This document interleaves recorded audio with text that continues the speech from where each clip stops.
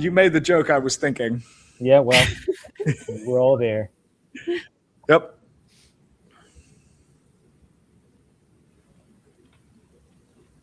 Neil, your bookshelf is too small to read. Yeah, I'm curious. Oh, that's a tiny fraction of it. We just remodeled. We just repaired the carpet, and I think I have in this room about 1,000. I guess Alistair has like 10,000. Alistair and I, between us, I think have about 20,000.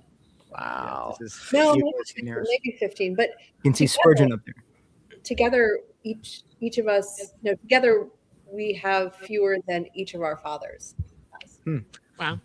Yeah.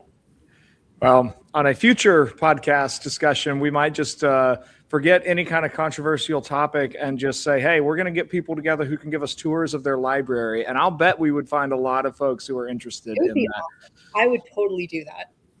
I mean, well, I'll go ahead and make that as a note for a future get together like this.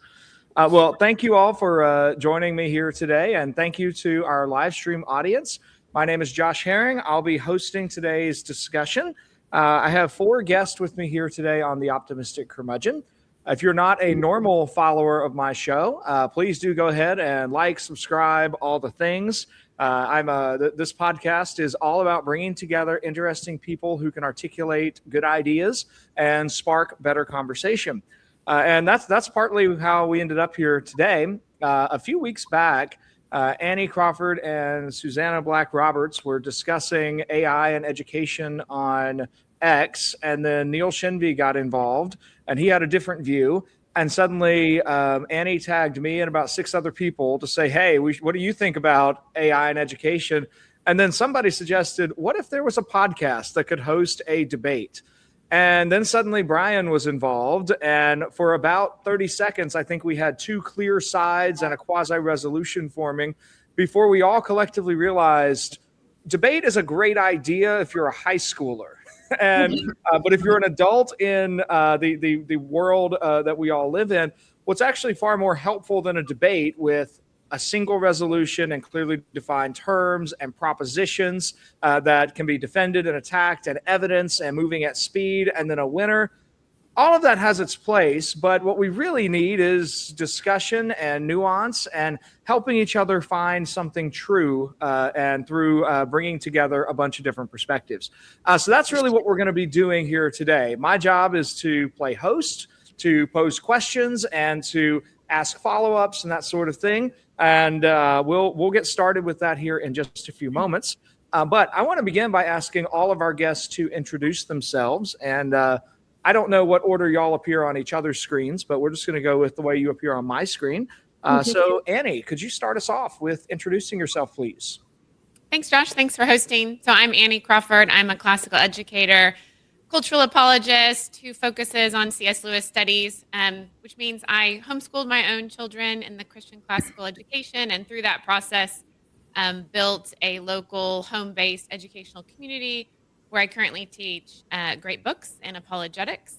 And then I help churches speak at churches and write different places to help Christians more broadly understand how our faith and culture issues, how Christianity relates to what's going on in culture. So AI really hits all those topics for me, both in terms of education and in terms of how the rise of this new technology really shapes our culture and how the church should respond to that. Wonderful. So glad that you're here, Annie. Let's go to Brian next. Yeah, hi, I'm Brian Dellinger. I'm the chair of the computer science department at Grove City College. It's a small Christian liberal arts college about an hour north of Pittsburgh. And I'm also the author of God and AI, a book hopefully coming out this fall. If I can survive the work my editor is doing on it right now. He's doing a great job. We'll see if I can bear it. Great to be here. I'm sure you know that William Faulkner line of kill your darlings. Well, we'll be praying for you as your many beautiful sentences are just chopped up there. That's right. Let's go to Susannah next, who I believe regularly chops up other people's sentences, if I remember correctly. Yeah, that's my job. I am a senior editor at Plough Quarterly and also at Mere Orthodoxy, Plough, PLOUGH.com. If you guys want to go there. It's a Christian magazine of culture, sort of philosophy and discipleship, I would say. Like Annie, I'm an Anglican, not raised Christian at all, raised sort of half Jewish, half nothing in particular in New York. So converted in grad school. And the AI sort of hits all of the things that are important to me, or a lot of the things that are important to me in these questions. And I look forward to this. Thank you so much for hosting. And I'm sorry for being mean to Brian and Neil on previous occasions. I didn't think you were mean. It's fine. We're adults. Well, as we transition over to Neil, Neil, I have to tell you, I think I need to join Susannah in at least, I don't know if I'm apologizing as much as recognizing. I have occasionally interacted somewhat negatively with your ex persona, and not because I particularly disagree with anything you do, but I just didn't like some of the ways you approached it. But then I think I have a slightly more nuanced appreciation for why you use X the way you do. And I retweeted you yesterday with something that I actually did agree with. You had a post about ethno-nationalism being a particular danger to the church and being something as pernicious as CRT. I thought that makes sense to me. I think that's actually a really big problem, that the church needs to be a place that people of all nations come to hear the gospel, and the gospel transcends all national boundaries. Well, man, I think of Stephen Wolfe as at least a positive acquaintance, but man, he did not like me retweeting you, and all of his groupies just came on, and for about 30 seconds, I had like 4,000 views on a tweet. I was like, yes, this is great. But then like, man, they all hate it. But there it is. So I don't know if that's what you regularly get, but I felt like I got just a taste of something there. So all that to say, I'm really glad that you're here and that you are joining in our conversation. So let me stop talking and turn it over to you, Neil. Introduce yourself. Tell us who you are, whatever you want us to know. Yeah, thanks, Josh. And if you guys think you're being mean to me on Twitter, you need to read my Twitter timeline sometimes. I currently have people telling me to go back to India and accusing me of bleaching my skin because I'm ashamed of being half Indian. Anyway, it's just that's a typical Tuesday or Wednesday or whatever day it is.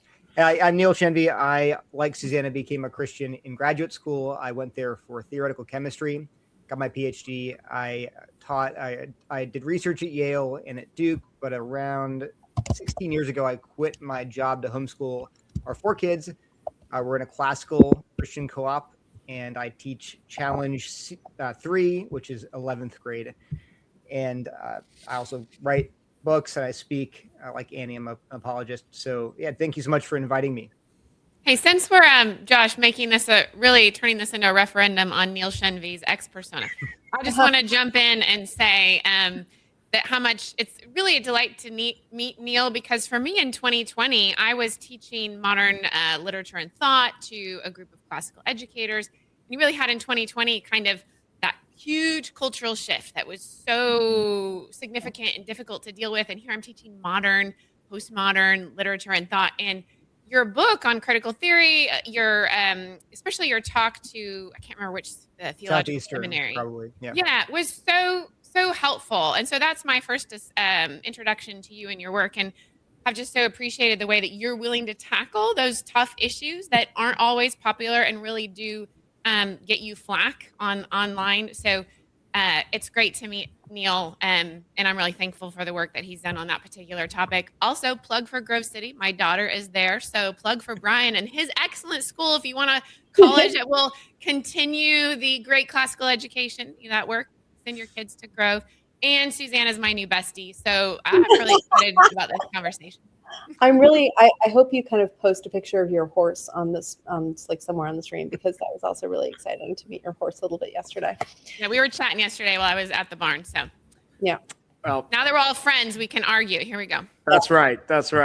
Well, and just in case Grove City Marketing is tuning in and is looking for a new podcast to sponsor, y'all can just reach out to me and give me all kinds of money to talk good stuff about Grove City College. Be happy to do that. Well, as I mentioned at the top of the episode, my name is Josh Herring. I am the regular host of The Optimistic Curmudgeon. I'm getting in the habit of making sure I always mention at least 3 things in bio, so I'll just ask y'all's patience if this is redundant. I am a professor of classical education and humanities at Thales College, where I'm recording from today. This is not some kind of Zoom wallpaper behind me. This is actual wallpaper. We have this gorgeous room at Thales College where there is this wall it's a scene from Budapest. So we refer to this as the Budapest room. And whenever I can, I just love recording in here because it's the easiest way to get a great background when I don't have a good bookshelf behind me.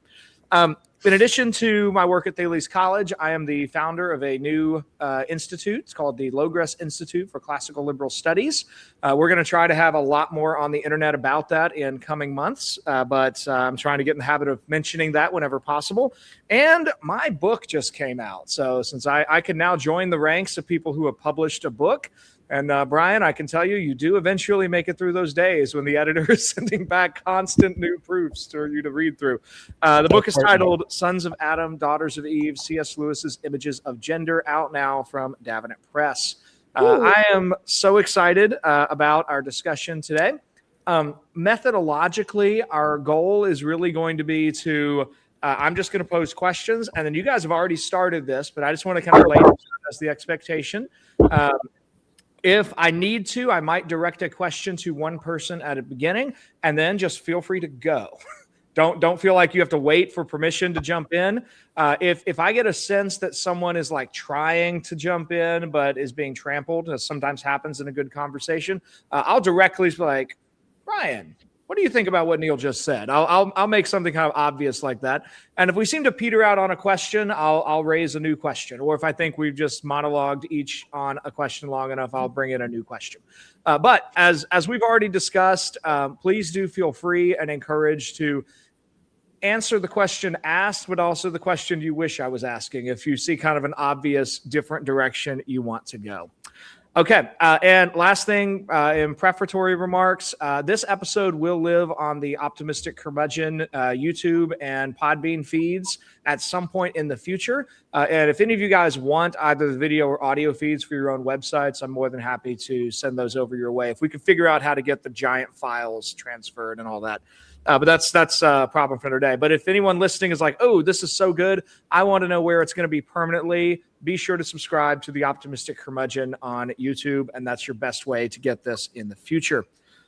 Okay, with that, I know everybody saw the list of questions that I sent out yesterday. I want to ask a new question that was not on that list to start us off, because we had way too much pre-gaming of those questions going on. So a possible curveball. I want to start here. Before we talk about AI in education, I want to ask about your presuppositions coming to the question. How do you approach questions of AI? Do you have philosophical, theological, poetic, or other interpretive apparati that help you think about AI? Open question. Somebody start us. Yeah, well, I can. Yes, I think ontology frames anthropology, which frames everything. So,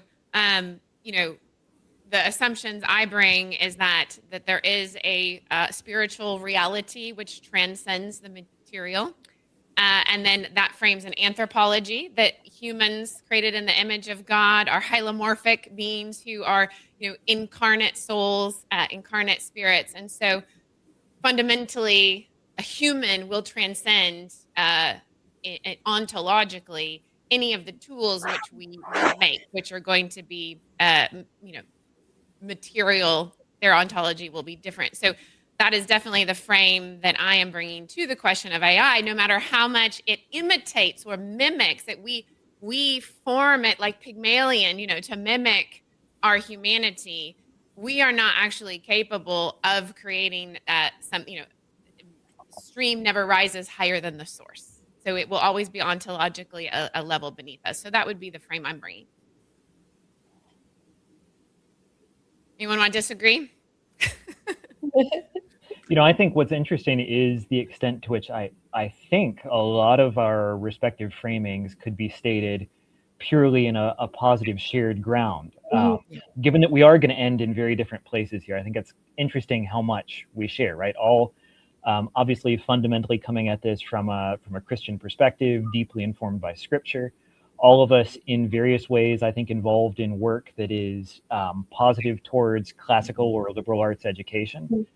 All of us, I think, and again, somebody just correct me if I assert anything here that's true of all of us that's not, but all of us, I think, would affirm both the spiritual reality of human beings as more than purely material, right? That we are, whatever the exact relationship of body and soul, that there is a relationship of body and soul, and that those are distinguishable aspects or parts or whatever the right term is of a human person. I think we would all agree that AI is fundamentally lesser than human beings. Again, I would say in an ontological sense, right? That the image of God is something not shared with any other created being, that we should not expect AI to fill a person role, right? That it is not going to become person in whatever sense we want to take that. Given all of that, then I would put AI very firmly in the category of technology and not as persons. And my general approach to technology as a category is to say that I think the pattern we see both in history and in Scripture is that technology is best received as, in Abraham Kuyper's phrase, as a common grace, right? That we suffer in a world that is cursed by sin, that has thistles in the ground, that work that is unproductive, work that is unrewarding, that fails. Language is divided by divine edict. All these other ways that sin manifests in our separation from God and from each other and from productive accomplishment of the things he's given us to do. And that God then provides various means of lessening the burden that sin has inflicted on the world and on us, right? So, the world is cold, God gives us fire. The world is dark, God gives us light. God gives us food. None of these things are salvific, and certainly we err in making them final causes, right? When we say the final end of man is life in this world, or is food, or is anything else. Clearly, that's a theological error. But they're nonetheless good things for all that they're not ultimate goods. And I tend to see technology in that same frame. Say, this is a thing God has provided for us that as fallen and sinful beings, we will inevitably misuse, right? There are probably more bad things you can do with fire than there are good things you can do with it. Nonetheless, fire is a good gift. I would put AI in that same category. Yes, I think we all agree there. So there might be some things in there that I would push back on, but maybe we don't want to go there yet. So I don't know if Neil or Susannah, y'all want to comment first. Sure. Yeah. In a space of agreement.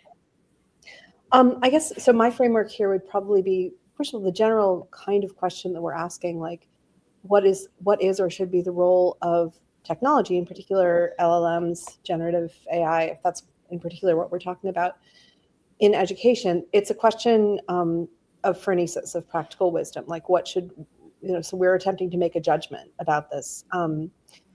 It's not a factual question in to a certain degree. It's not it's not an absolute evil, probably, but we're trying to come to a judgment about what the end of education is, and whether AI will further that end or whether it will tend to frustrate that end. I guess that is kind of how I'm framing it for myself. In terms of how I think about technology, I think about it quite differently than what Brian just outlined. Well, we're coming to that question here in a moment. I just want to note I love your statement. AI is not absolute evil, probably. I want to hear more about that probably later in our conversation. But let's go to Neil next. Neil, what framework do you approach the question of AI from? Yeah, I think I agree with most what's been positively said here. AI is not a human. It's not a person. It is ontologically lesser than us. It is basically, it's a computer program. That's what it is. That's what it actually is. And so we are spiritual, material beings. There's a supernatural reality to the world. I think I share all that. I also say that, I'm a Reformed Baptist. I would want all my thinking to be grounded in Scripture.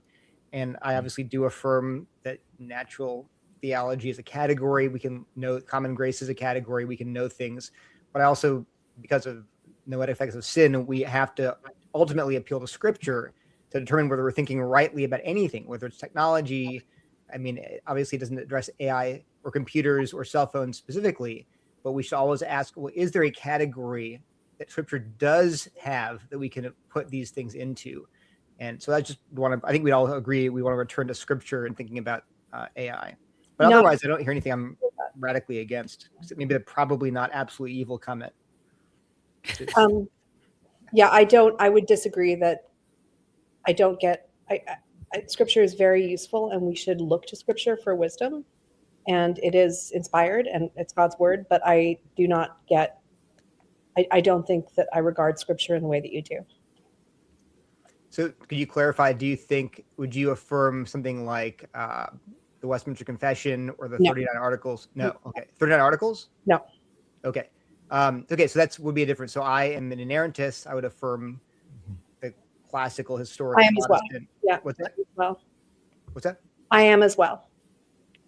Okay. But so what would you disagree with, say, in sort of traditional Protestant understandings of sola scriptura or the nature of Scripture? I think this is getting into an area that is not very I would say, I think we can work within a frame that we would all agree with in terms of, I think it's irrelevant to the conversation that I can work within your frame, Neil, even though like I would be a prima scriptura rather than a sola scriptura, because I think we need an interpretive community, let's say.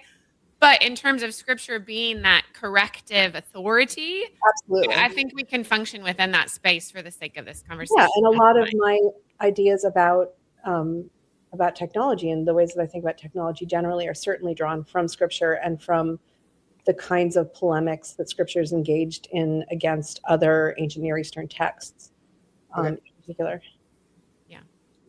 I'll just add that I'm in basically the same frame as Neil there. We worked out the other day. We were actually at the same church for a brief window in time, although we didn't know each other then. So very similar position there. I'd be a Reformed and Baptist and sola scriptura in some combination. And Annie and I are both Anglicans, so I do think that makes a difference. Yeah, that will probably be a point of departure, right? That will tease out, I think, as we can reference back as we develop the conversation. I think it's helpful. I like starting, if we were doing a formal debate, my favorite kind of debate to compete in and to judge is Lincoln Douglas debate, where it's one-on-one values debate. The best Lincoln Douglas debates actually begin with each debater articulating a framework by which they will then process the rest of the debate. And good debate is sort of happening on multiple levels. And without sinking into the rancor side of debate, I think it is helpful just to clarify where we're all coming from. And I think I'm probably just going to say I'm a good host for this crowd because I'm intellectually committed to the side that Neil and Brian are on. But I'm also these days a Baptitarian. I'm a Southern Baptist who's attending a PCA church that is leans into sacramental practice, and I, at least by feeling and inclination, I'm over there with our Anglican sisters on this call. So I like a lot on both of the positions that have been articulated so far. And I'll just say, as far as as a host, I don't want to insert my framing because I don't know that I have a particularly nuanced framing for this as much as a guttural reaction against application of AI and something that I care deeply about. And I care deeply about education and deeply about the formation of my students. And I believe strongly enough in the doctrine of sin that I really don't want to hand students a tool that could be very good for them, but it will also have really bad consequences for them if they misuse it. And it's something that's very difficult for them to use. I think it's very easy for them to misuse, and it's difficult for them to use it correctly. So that's at least that's an inclination. I don't have proof. I don't have a ton of experience of students trying to use AI in my own courses. But that's the posture from which I'm hearing the discussions.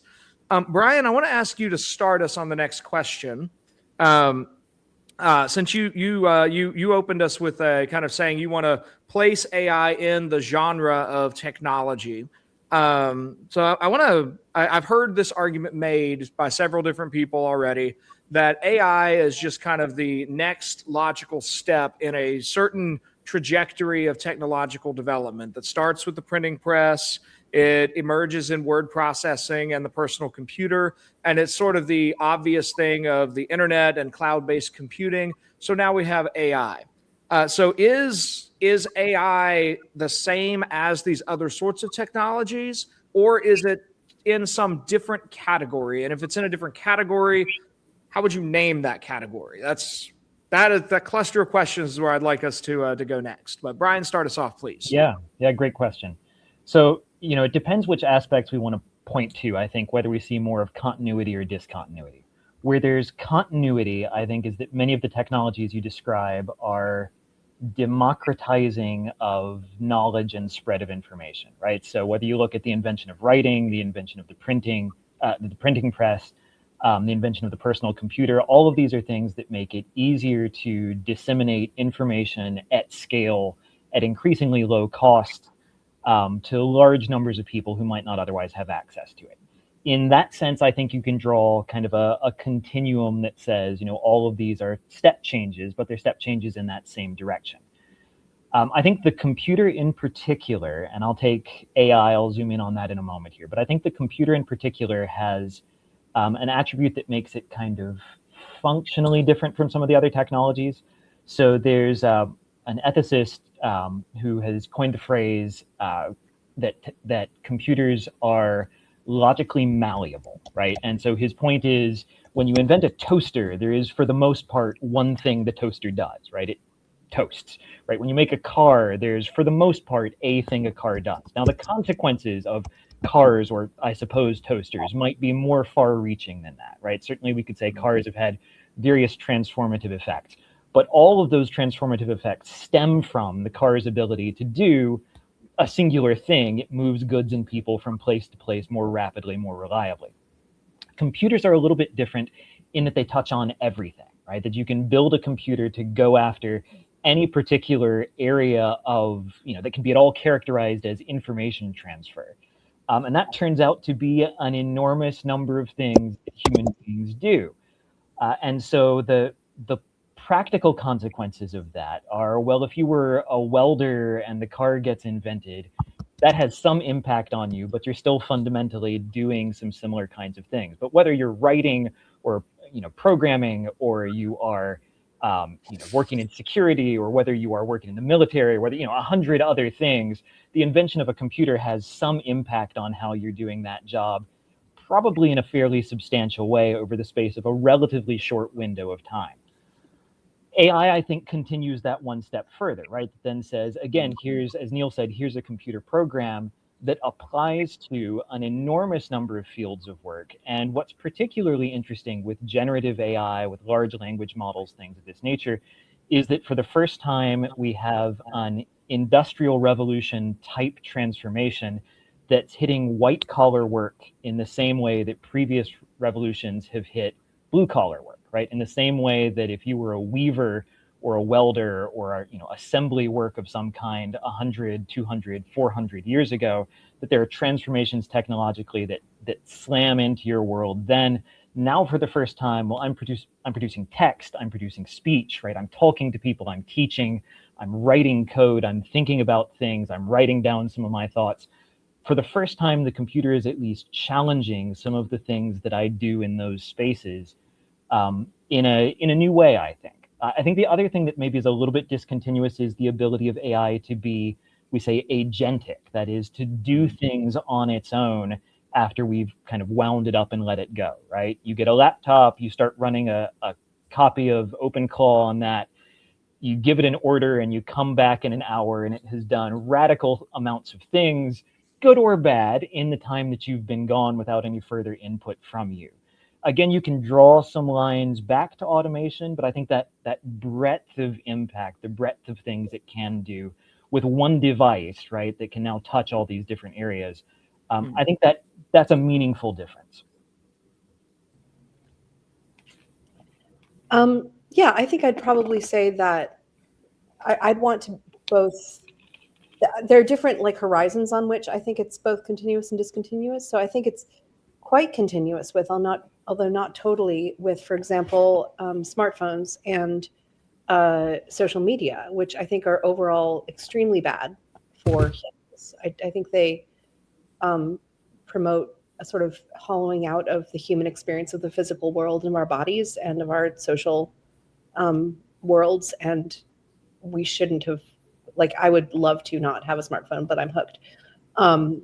I would not, we don't have kids yet, but I would not let my children have smartphones or screens because I think it's important for humans to thrive as humans. And I think that from what I've seen and from what I've experienced, both social media and smartphones are anti-thriving. And I think overall, I mean, there are good things about them. I love that I've met all of you through them. But overall, again, this is a question of phronesis. It's a question of judgment.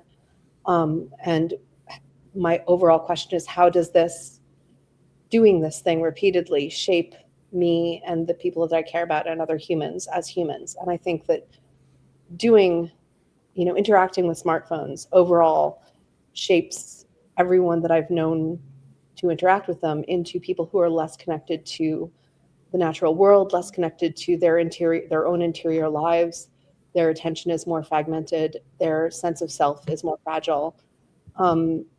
They're physically sick, or obviously there are all these studies about, fragmentation of attention and inability to think clearly and depression. And so I think from what I can tell, a part of AI is just continuous with that. And that's bad. From what I can tell about the way that people are interacting with AI, it's going to be like that, but worse. So that's one thing. I think there's a whole other separate aspect to AI, which has to do with generativity and agency, as you were talking about, Brian, and also what AIs might be ontologically.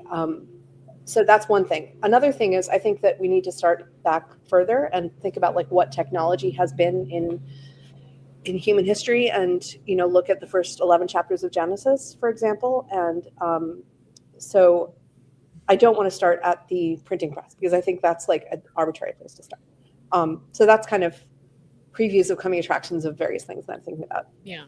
Let me build on that in a way that I think might be helpful. So because you're kind of, in a sense, Susannah, talking phenomenologically, and I like to try and unpack some of the categories I think functioning behind what we're seeing.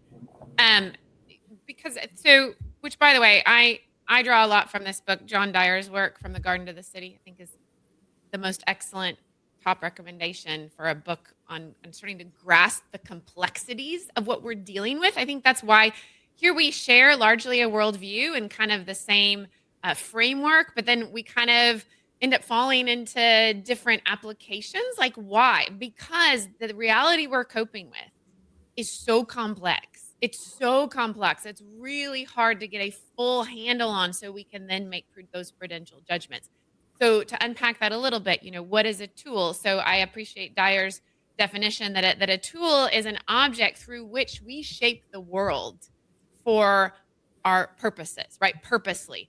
But he notes, like, it's not just the object. And this is part of what makes it so complex, and why we end up with effects we don't predict, right? Oh, I'm just going to use this to talk to my mom. I'm just going to use my cell phone to talk to my mom. And then all of a sudden our attention span is fragmented. Like, all these effects we don't anticipate, because it's not just a tool.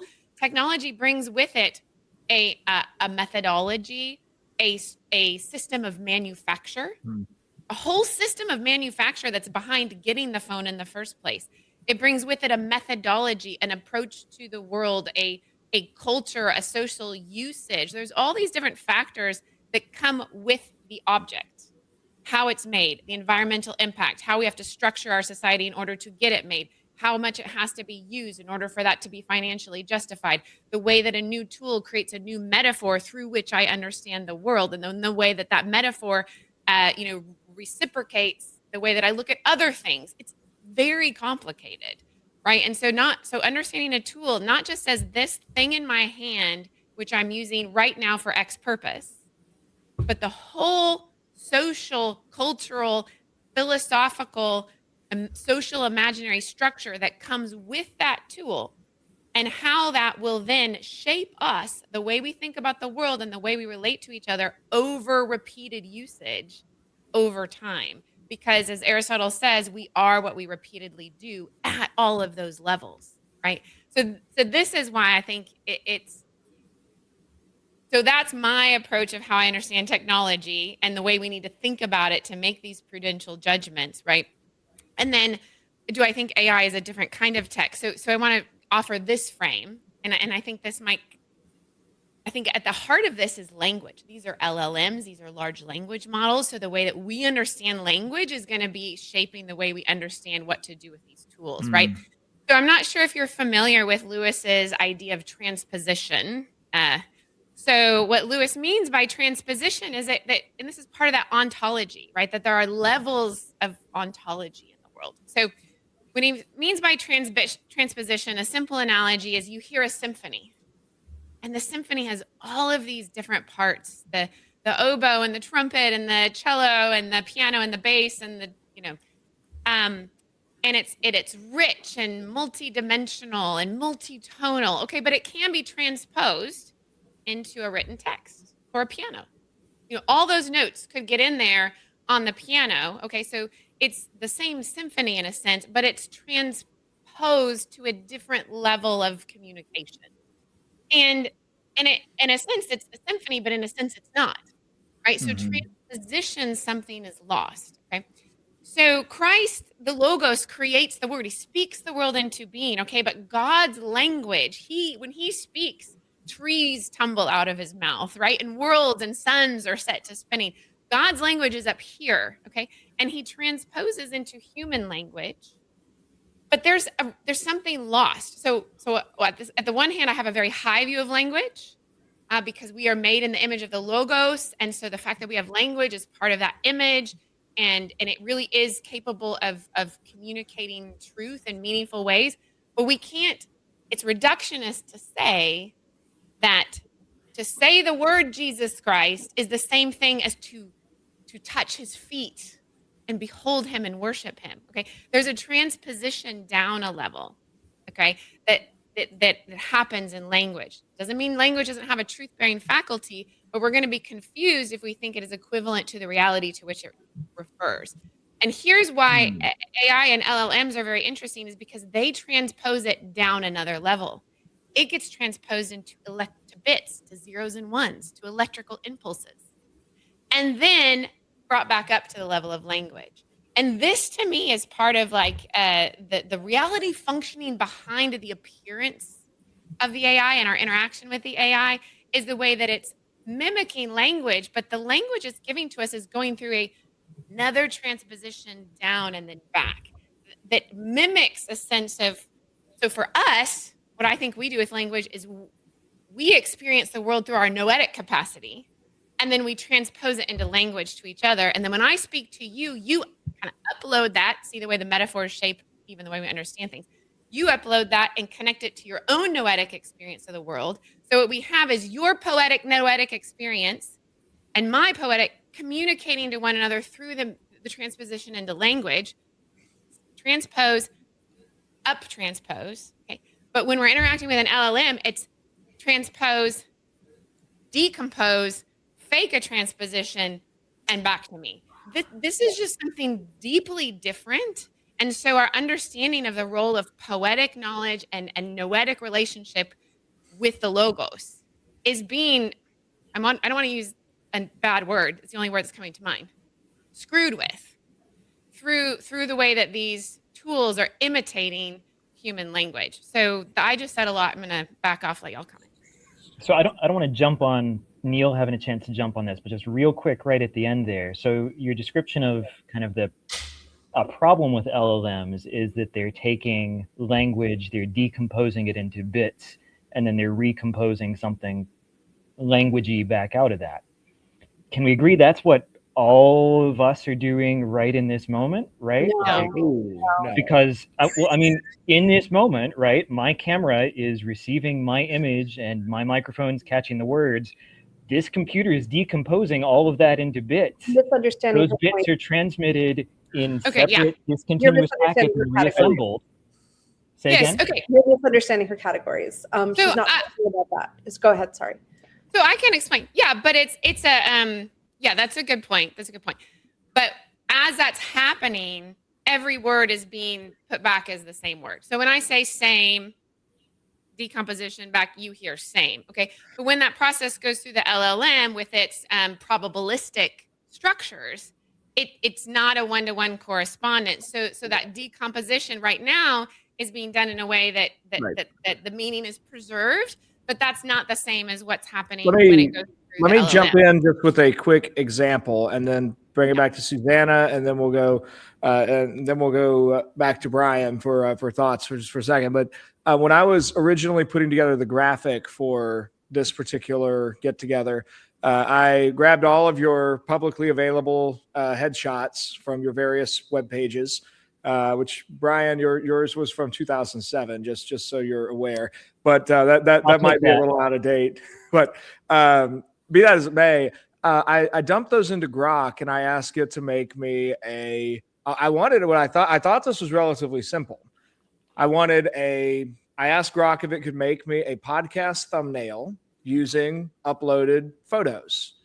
It did whatever it's really doing when it tells me it's thinking about something, and it said yes. At which point I was like, all right, great. So I upload those and say, make me a podcast graphic that says the great AI debate, AI in education, with these 5 photos as highlighting their faces. Well, it got your names correct. It could do that, but it completely mangled the pictures. And which I'm taking that as an example, I think, of what Annie is describing, where a piece of communication was put into an LLM. It was decoded into some sort of bits. It was then recompiled, and something was changed. Something was lost. In my case, it was lost. It was not changed as an improvement. This was not the kind of mutation that gives you cool X-Men powers. This is the mutation that means you die.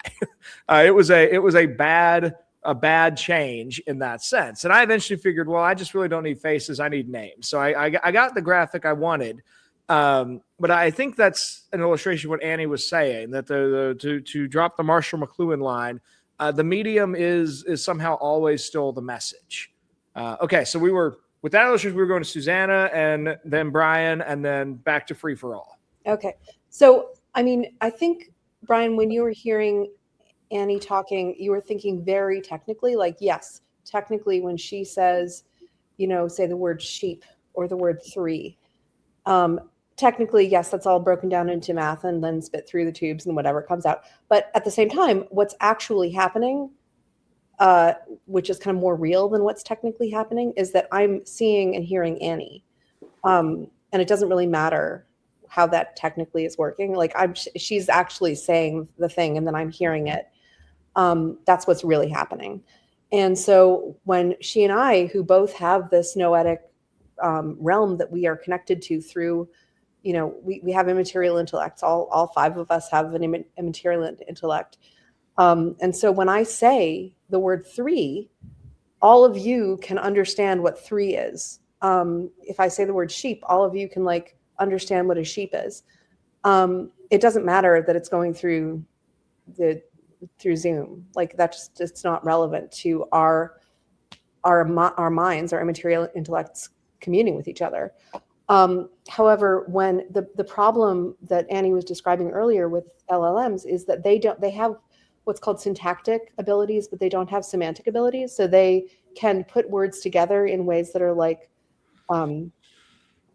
sort of work grammatically and work, statistically, but they don't mean anything by them. And so when, if I say 3 to Grok does not know what 3 is. Like computers can't do math in the sense that humans can do math. Like if I say to an 11-year-old, 2 + 2 = 4, they can they're looking at the forms, man. Like they can see that, they know that. Grok can't perceive the world of the forms. And so it doesn't know what 2 + 2 = 4 means. It can't do math. And so like if we are expected, so, but it acts as though it can. It sort of, we perceive it as being able to do math. We perceive it as being able to like say things that mean things, but it does not mean anything ever. Unless it's something else, which we can talk about later, which would be what. So I think that like language is at the heart of what it means to be the image of God, as we understand from our theology. Language is at the heart of what God gave us to be as humans. And language is intended and does naturally bear meaning. It's not just, it doesn't just functionally do things. It actually connects us to immaterial aspects of reality, to our own immaterial intellects. One of the fastest ways to understand that you have a soul, not just a body, is to like do some geometry proofs. You'll know it by the end of that. And when LLMs mimic meaning and pretend to be able to do meaning, that's profoundly deceptive and disturbing and undermining of human nature and of our own ability to trust meaning and to connect with meaning. This is a little bit floofy. It's going to sound very floofy for a lot of people who are used to more precise argument.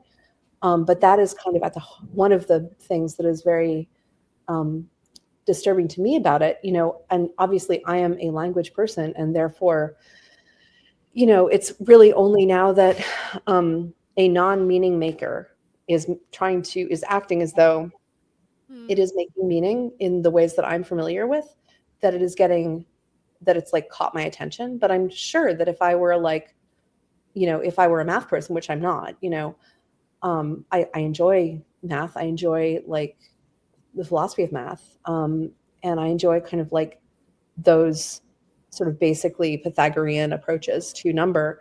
But I'm not really a math person. But if I had been, I think I would have probably been more disturbed by computers earlier, because again, computers act as though they're doing what humans do when they do math, and they don't. They act as though they're doing what humans do when they mean and use language, but they don't. And either that matters or it doesn't. And if if you are a moral nihilist and nothing matters, then it doesn't matter. But if you're not a moral nihilist and things matter very like extremely in terms of how our souls and our minds and our bodies are shaped by our interactions with language and by our interactions with tools and with each other, then at the very least we can say this matters, this is important, and we should think carefully about it. It's not neutral. So can I just offer a few thoughts here? So, Annie, you talked about the problem of transposition, and I had a few thoughts about that.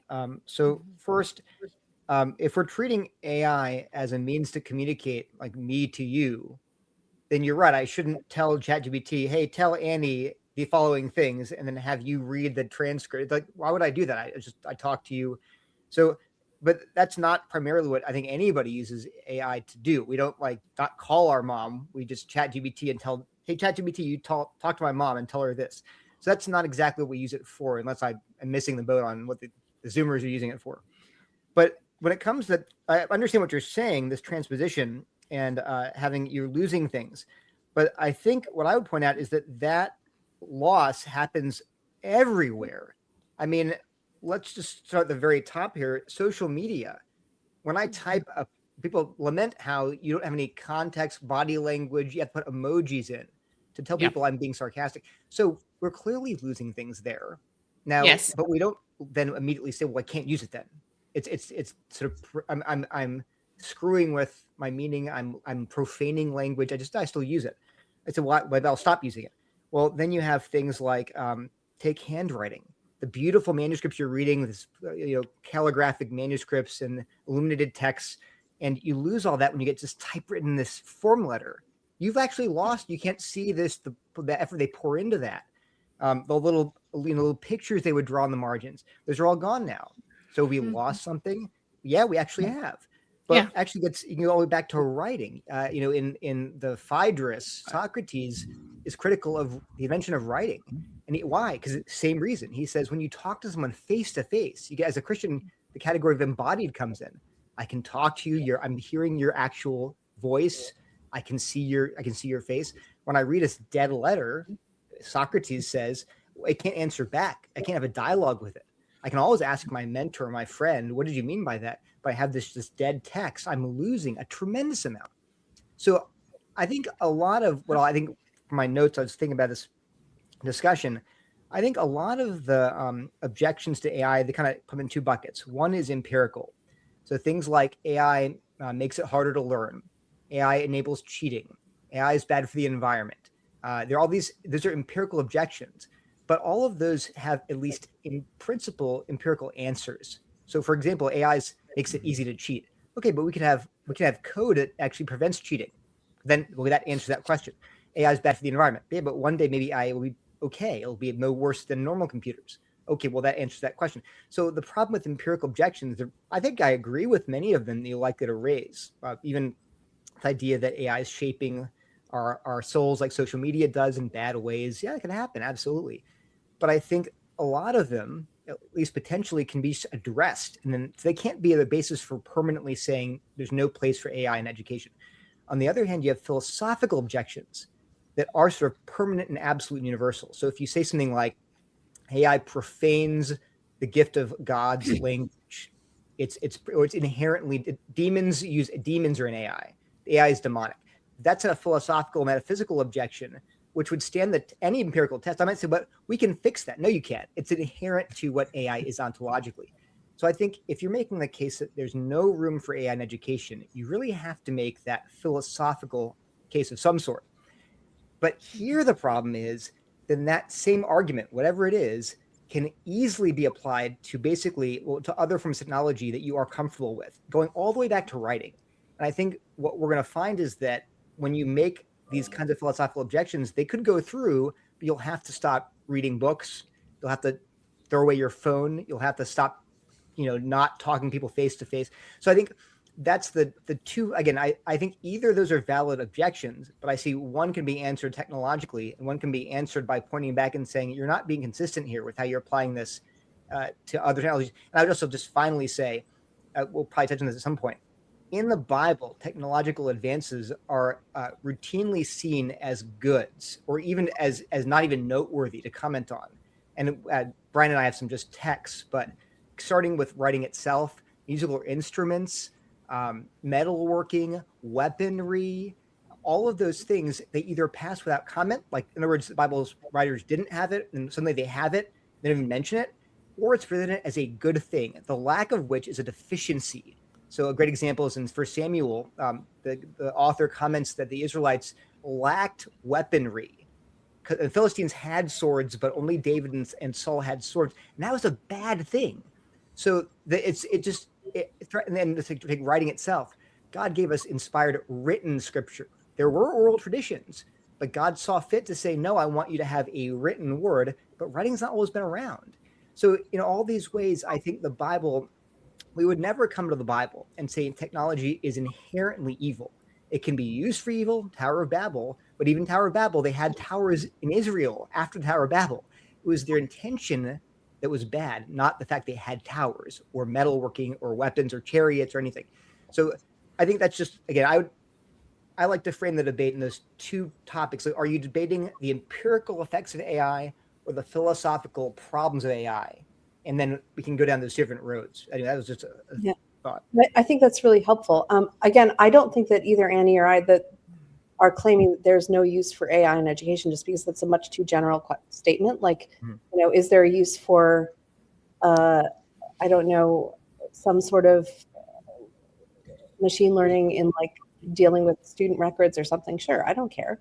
I also am not, we should probably talk about education pretty soon, because I think that there are very different kinds of education. I'm not interested in technical education. I have no opinions about it. And as for what, I mean, again, I don't think that I'm making, I do think that there are philosophical cases to be made potentially about why, about AI. But again, I think this is a question of practical reasons, a question of judgment. Like, is it likely that, okay, what is the purpose of education? Is it likely that using a generative large language model to help students write or something like that, or to interact with them, as Melania Trump urged, in a kind of Socratic way, is it likely that that will aid the purpose of education? Or is it likely that that will hinder the purpose of education in a way that deforms the child? And so this is not a question of like, it's not making an absolute case. There are absolute cases to be made, and I'm very happy to make them later, but my basic framework is a question of wisdom. And I think it is extremely unwise to use large language models in particular in education in ways that kids and young people interact with them as a major way of learning to think and write. That's kind of my main frame. Like, it's a much more limited objection. And we can talk more about that. I also disagree quite profoundly with your assessment of the way that the Bible talks about technology. You know, the Bible's discussion of sort of technology is framed by both Book of Enoch understandings of like where technology comes from, and also it's polemic against kind of Akkadian understandings of technological advances. You know, essentially, obviously, I think, you know, the world is given, the world is good. It is given to us by God. The fall happened, and then we have to, in ways that we should probably talk about, because the fall and the way that the fall happened is very linked to these questions. But, you know, the general ancient Near Eastern understanding, which the Bible seems to share, is that demons, essentially fallen angels or gods, give humans technology in ways that are destructive to them, and humans then use it destructively. Not that technology itself is bad, but that humans have tended historically throughout the first 11 chapters of Genesis to be given technology, to be offered and receive technology in ways that cut them off from God, because they're trying to do the things that they should be doing, imaging God, using technique rather than in relationship with God and using their own powers, developing their own powers. Like, my fundamental objection to AI is that I think it makes humans much, much weaker and makes them, AI in the specific sense, I'm talking about LLMs. Like, if you use an LLM to write, you will become less able to write, in the way that if you use an electric scooter to get around, you will become less able to walk. If you use, a robot to pick things up for you, your arms will become weak. Like, that's just the way that humans work. And God does not want us to be weak. And the way that LLMs in particular interact with our speech and our language and our writing, they will very predictably, and already are, making us weaker, less able to think, less able to write. And I don't think that God likes that, because I think he wants to make us powerful, full humans who are thriving. So anyway. Just a clarification question. So could you give, I have a bunch of examples, like I mentioned bricks, writing, chariots, spinning yarn, jewelry, some of which were commanded by God to be used for his temple, tabernacle, for his glory. The psalmists use instruments. So all the examples, even that were developed by the evil line of Lamech, like Tubal-Cain, the first metal worker, Genesis 20. So, but they were all presented as good things that are later used for God's glory by God's people, commanded even. So yes, Annie, were you gonna? I would say, can I try and provide a frame I think will be helpful and connect it to education as well? Because I really think the way. Hold on, I'm just gonna interrupt, because I appreciate the way that Neil framed that question. Before you do a linking or further framing question, like Neil was asking specifically for examples. Yeah, I'm going to respond to that. Repeat? Okay, yeah, like Neil, before Annie responds, repeat your question one more time. I just want to make sure I understand that correctly. Sure. Are there a few examples of technology that is either given to us by demons or developed by evil people, or even developed by good people, that the Bible says the technology itself is forbidden, rather than using it to worship false gods? Sure, that's forbidden, but the technology itself is, or even unwise. Like, we shouldn't use yarn. We shouldn't use writing. Is there an example of that in the Bible? Annie, do you want to respond or should I? So how I would frame it is, I think we need to think pedagogically. So a really helpful way to look at the Old Testament is God educating his people. And in that way, it provides a good model for educating our own children, right? And the problem, the archetypal problem of the Garden of Eden in the fall is grasping for knowledge before it's given, right? And so that's where I think then that gets repeated in the stories of Cain, Tubal Cain, that they are, and that's the interpretive tradition that Susannah is talking about, that rebellious principalities are giving them technologies and they're grasping at them before it was God's time for them to have them, right? So, and if every parent gets this, like, look, hey, little kid, I want you to know how to chop an onion with a knife, but 2-year-old, do not grab the knife yet, okay? It's not that the tool itself is, I'm going to give you knowledge of good and evil. This is what Lewis explores in Paralandra. Look, it was God's plan for us to understand good and evil, but we grasp at that before it's time. And when we grasp at something before it's time, we break something in us, right? And so that is the paradigm, okay, that I bring to these questions, and I think is a biblical paradigm that Cain and his lineage, they're grasping after things before it's a pedagogically appropriate for them to develop. And what's the purpose?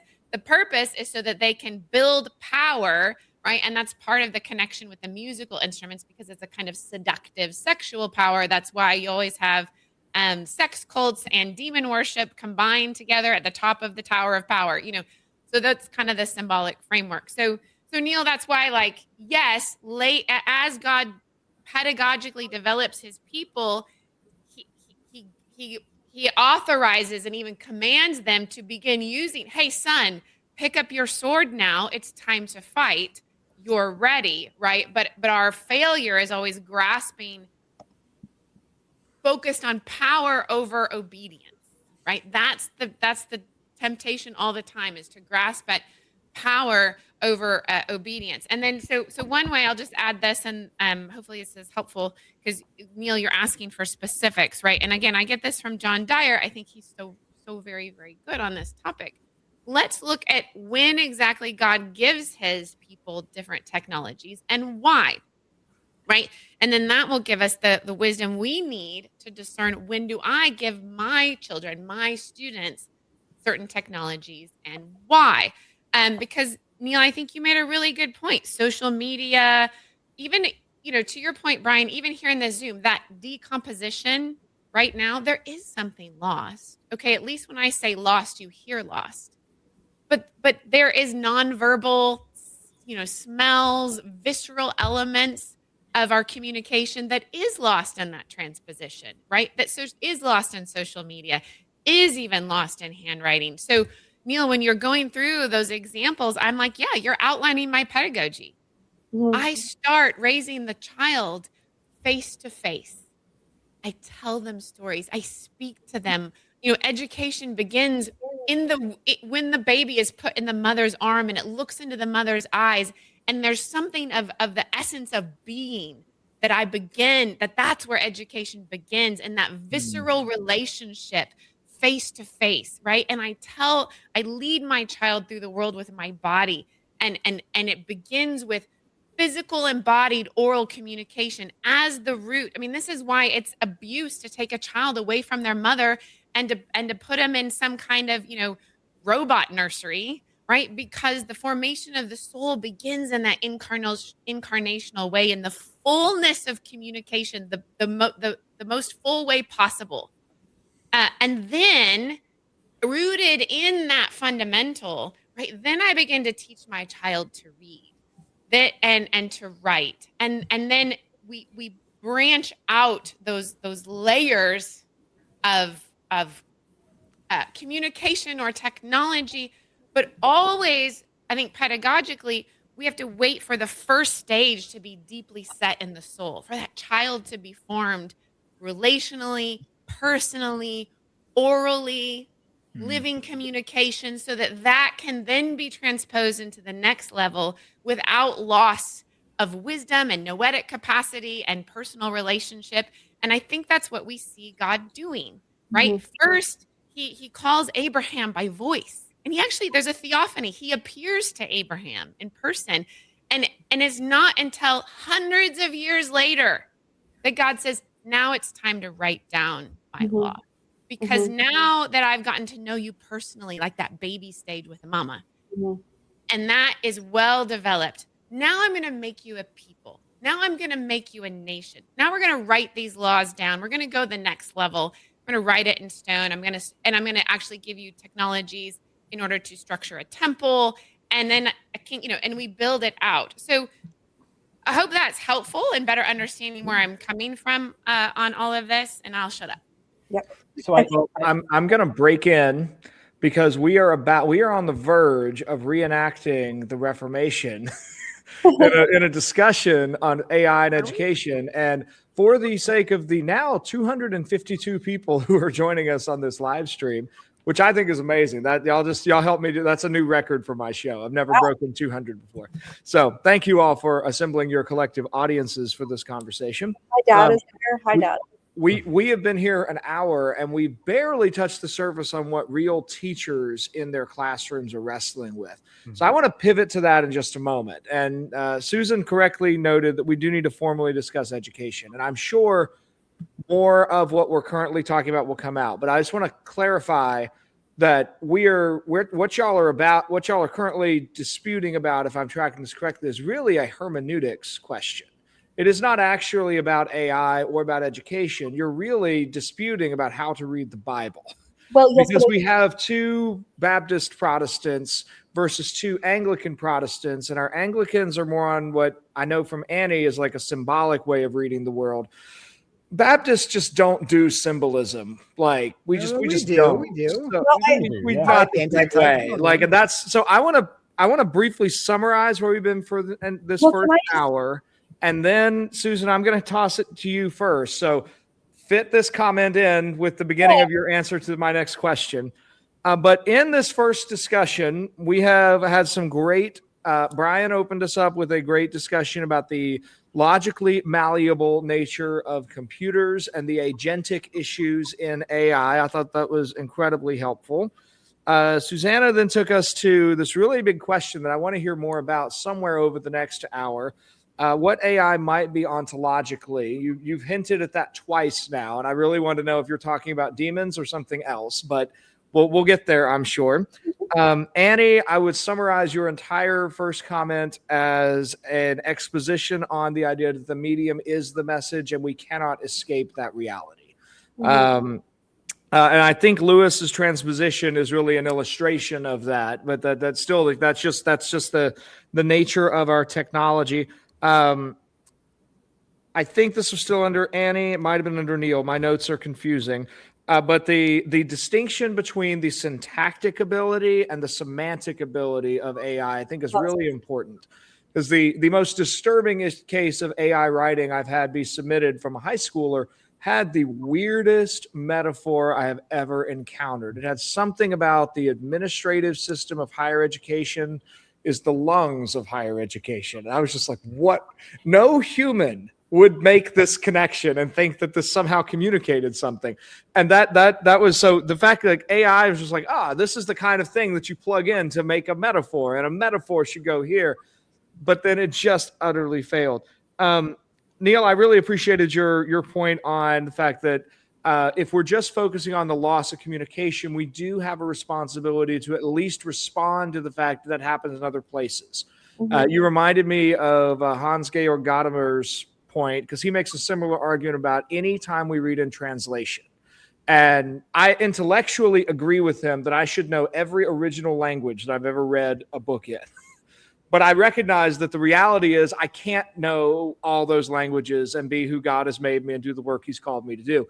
So I recognize that I'm settling for a second best when I read a translation, but that's at times necessary. And I wonder if there's something about that with certain forms of technology that we recognize that we have to deal with a loss of communication and that we're dealing with a second best good. I also really appreciated your empirical versus philosophical piece there. I think that is a helpful way of thinking through the different categories of objections that people raise on AI. We spent a good 45 minutes on that first question. So I want to move to a different question now.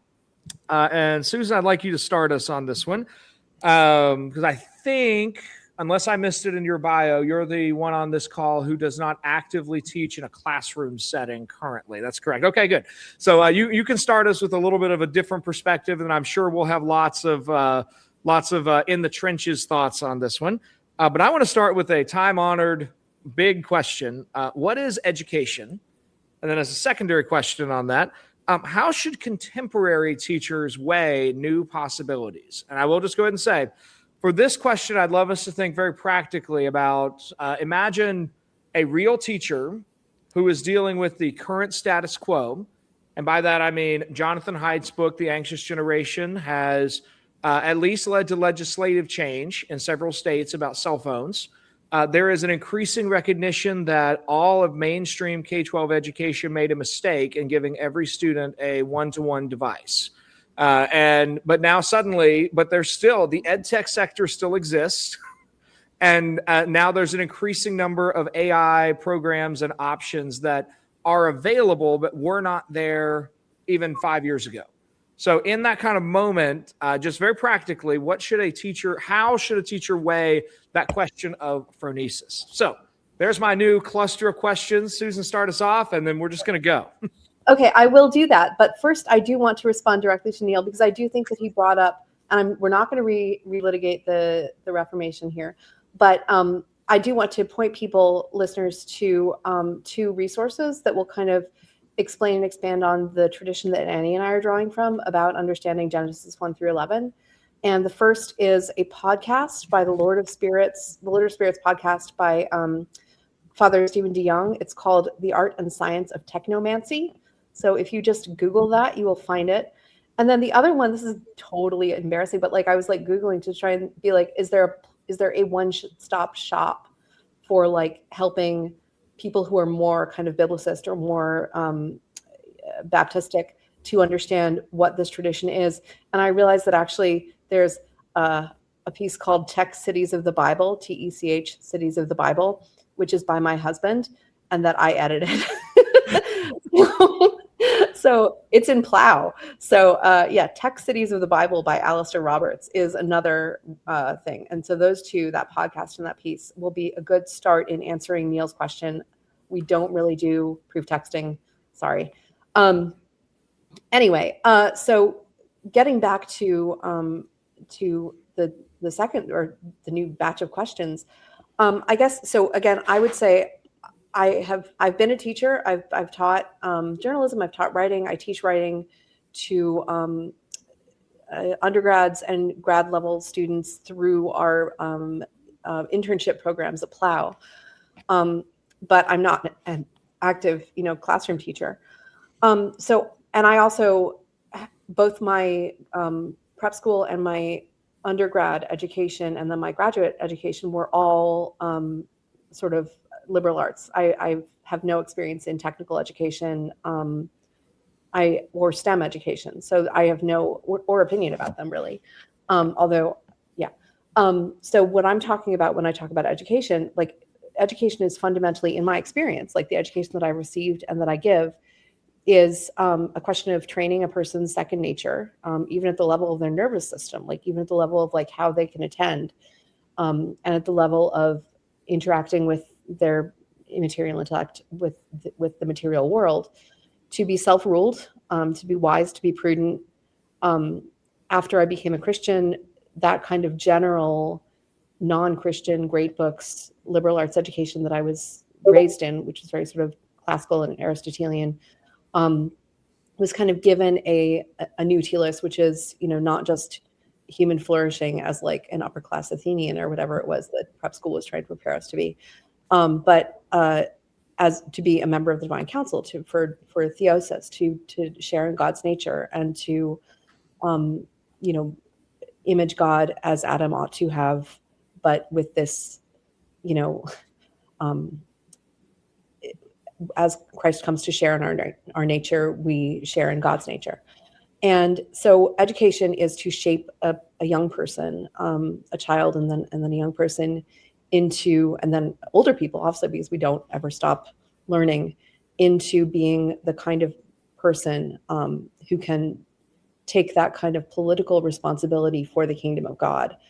And that takes a long time, and different parts of your life are going to be different. You're going to be focused on different things. Like if you don't learn when you're young to be physically sort of attentive, or to draw your mind to listen, you're not going to be able to, when you're older, read well.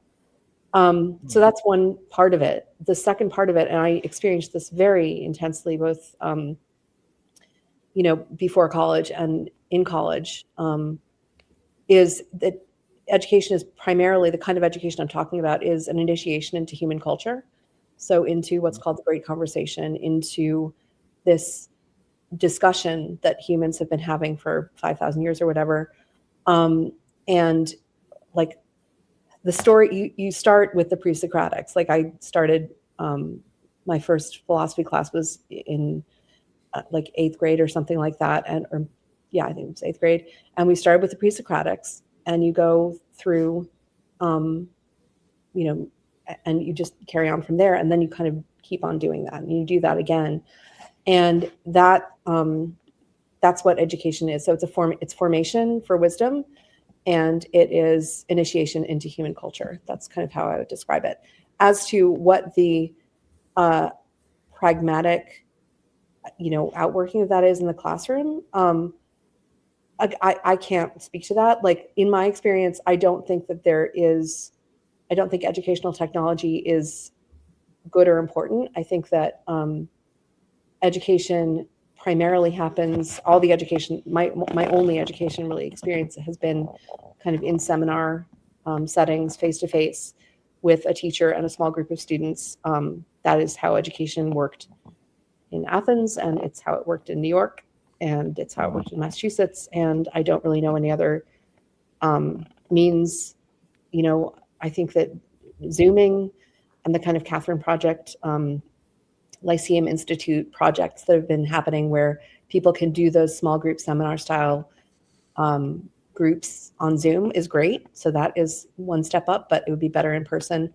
I don't think that fundamentally educational technology is important, or that we should do anything different other than update the means by which we do that face-to-face encounter.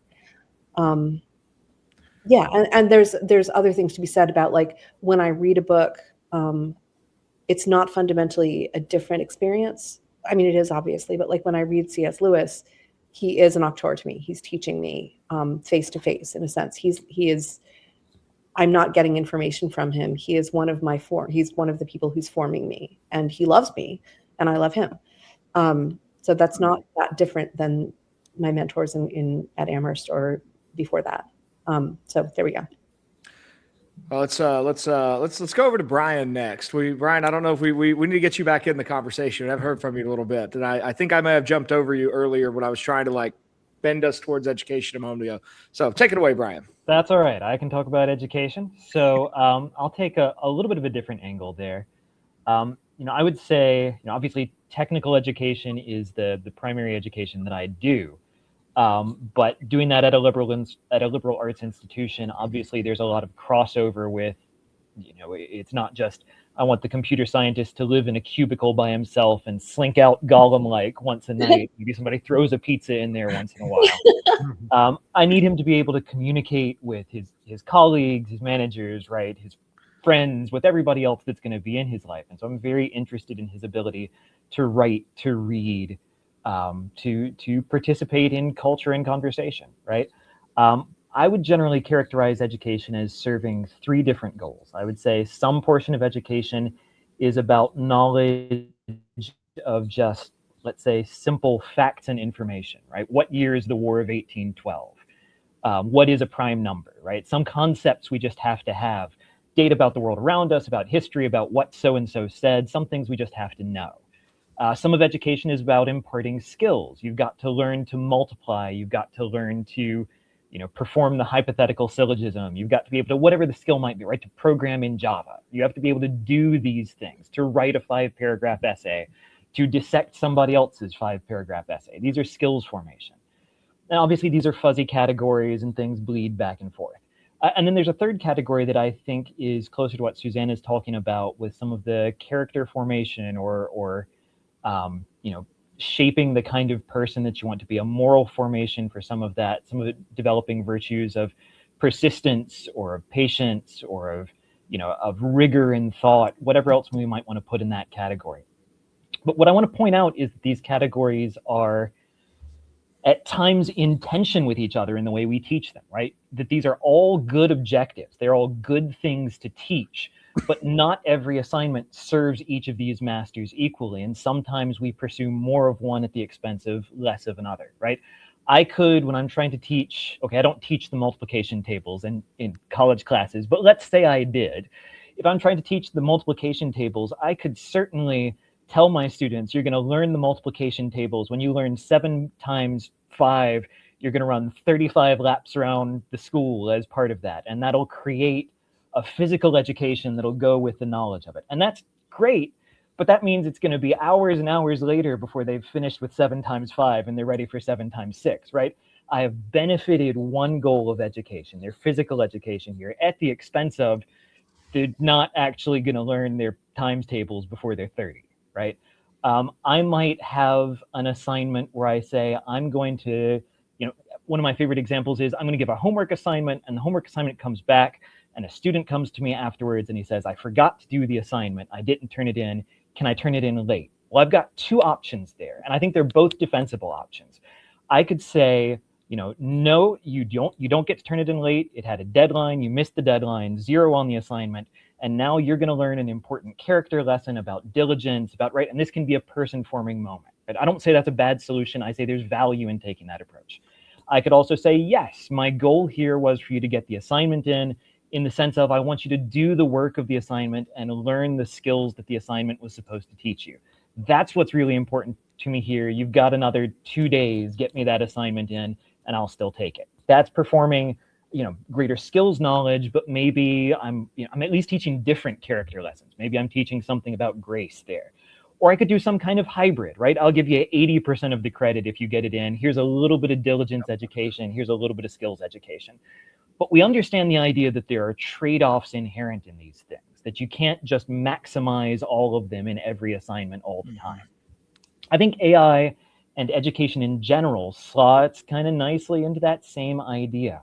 When we think about the impact of AI on education, there's not going to be a pure good or a pure bad. It's going to be, well, it'll help some in these areas. It'll make these kind of tasks easier. It'll make those kinds of education more difficult.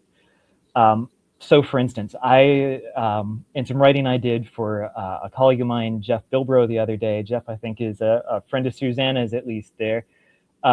So in some writing I did the other day, I said, look, there are 3 ways that my department responds to AI in education. First of all, before you get to those 3 ways, you got to just assume that students have access to it and are using it all the time. That always has to be in the back of your mind as you're thinking about any aspect of education. So I'll disagree with Susannah a little bit in that I think, at least in some ways, it has to be transformative of our pedagogy.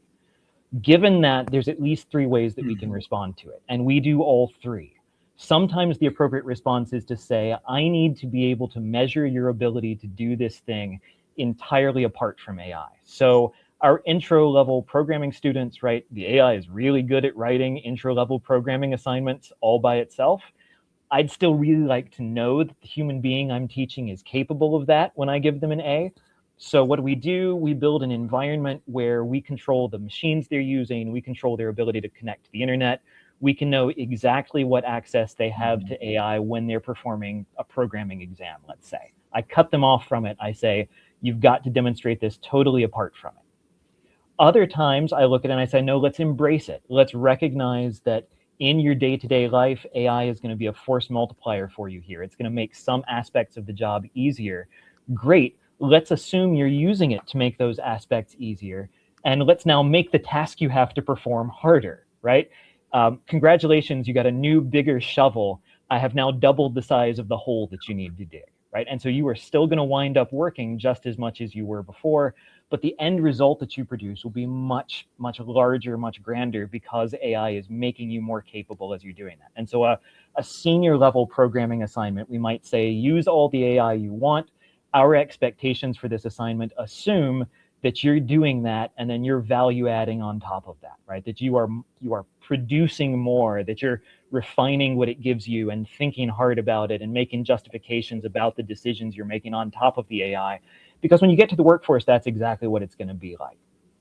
And then in other cases, I have to look at my pedagogy and I have to say, I need to separate the pedagogical objectives I have from the mechanisms I've historically used to pursue those objectives. So I used to give a term paper in my ethics and AI class. That's really easy for the AI to churn out. It's really hard for me to constrain the student's ability to write a term paper without having any access to AI. So what do I do with that? Well, I look at the paper and I say, what are my pedagogical goals here? My primary goals, if I'm having them write an argumentative paper on a subject that I assign, on a position I assign, my primary goals are to get them to do things like understand that there are multiple defensible ways of looking at a position, be able to articulate conflicting positions, be able to critique both of those positions, be able to defend even something you don't really hold. Nothing in that requires that I do it through a paper. I could do it through a live debate. I could do it through come to my office and have a 20-minute Socratic dialogue with me about the thing that I've assigned you. I can pursue that same pedagogical goal in new ways, and ways that are not amenable to AI doing all the work for them. And so I think depending on the kind of work that we're doing in education, we might pursue each of those in different buckets in different classes. I think that's really helpful, Brian. I just want to chime in. I'm tossing it back over. We'll toss it over to Susan for just a second. The only pushback I want to offer is that on the assumption that students will use AI, I'm sure you're almost completely correct. I mean, all of the data, I think I saw a stat yesterday. Somebody surveyed a bunch of Ivy League kids, and 90%, they said that 90% of their friends used AI to write papers. It just reminds me a lot of the assumption from a lot of secular folks. And of course, the teenagers are having sex. So we need to go ahead and structure for them to have safe sex. I don't want to give that ground. I don't want to give that principle ground up. And that's again, from my posture of just like the gut reaction. I'm like, you're probably right, but I don't like the fact that I would even begin with that assumption. I have some of my students at Thales College have begun this habit of like almost teasing each other. Like, we don't use AI for that. Like that kind of cultural pressure, I think, is very powerful. And I at least want to lean into some of that. But enough of my commentary. Susan you wanted to jump in. If I can answer that just real quick, and then I'll surrender it. I think there's a fundamental category difference there, which is unmarried teens having sex is immoral in itself. My students using AI is not immoral in itself, right? It may be immoral in the context of the rules that I've set, but it's not in itself as a category an immoral action. And so what you described, though, I find this very extraordinary. What you described is students in an ethics and AI course, you have to assume that they're going to cheat. That is fundamentally immoral. That is immoral. Yeah. So the cheating or the assumption? No, the assumption. Sorry, the cheating is obviously immoral. Oh, for sure. If you are, the purpose, presumably, I would think that of an ethics and AI course is not to teach them to argue about ethics and AI, but to teach them to be ethical with regard to AI. So if you have not taught them not to cheat, then you have failed. I mean, by that standard, I think every teacher in the history of humanity has failed, right? Because they've all produced students who cheated on at least some circumstances. I work with the students I've got, and the students I get are fallen human beings, right? They're corrupted by the curse of sin. I mean, again, that would be sort of like, well, teenagers are going to have sex. Yeah. Okay, but we respond to the fact that teenagers are naturally going to try to slip off and fool around by building the world in ways that try to, among other things, incentivize them not to do that, right? Like we set curfews, we set policies to try to say, I recognize that this temptation exists, let me build around that a framework that says, I'm going to help you get through this period and learn not to make these mistakes, right? I I guess think pedagogically we can do the same thing. I can see that. I just feel like there's something very strange about the last 10 minutes of this conversation. I'm not sure what it is. I guess part of it is that I'm not familiar with anything that you're teaching. I don't know what it would be like to learn that or why you would. And, philosophy, the purpose of education is to become a good person, to become the people that God wants you to be. And so teaching students a technique of arguing without teaching them the self-control, the self-rule to not cheat seems actually quite bad. Like, that's sophistry. That's what Socrates initially said. No, we are going to throw that out. We're going to start from scratch. We have to start by saying you can't just use rhetoric to make arguments in both directions. Like the sophists were paid. That was their job, to make arguments that were convincing based on what whoever paid them wanted them to argue. Like, it was very much an LLM job. And Socrates, at the ground level of philosophy, said, no, we're not doing that. That's not what we're doing. And so it seems to me that if you're teaching students if your pedagogical goal is to teach students to make arguments on either side, yes, to a certain degree, that's a skill, but it's not a good skill. You're teaching them to be sophists. And if you're teaching them to be sophists without teaching them to not cheat, that's actually quite bad. If I can jump in just to try and harmonize some of this. I like your 3 goals: info, skills, and character. But I think we have to think in terms of hierarchy, because one of those really is more important than the other, right? So the goal as Christians, the goal of education, what is our telos? What does it mean to be human? What is the purpose of being human? It is to be formed into the image of Christ. It is to reflect to glorify and enjoy him, to reflect him in this world. So that has to be the priority in which information and skill functions. And I think, look, the pressures, and you're a professional, Brian, working within the college structure, you're under such huge pressures from the system, right? To meet certain goals in terms of curriculum and job preparation and whereas this part of why maybe I homeschool is so that I can get out from under the pressure of the system, and that I can form my child according to their eternal destiny, right?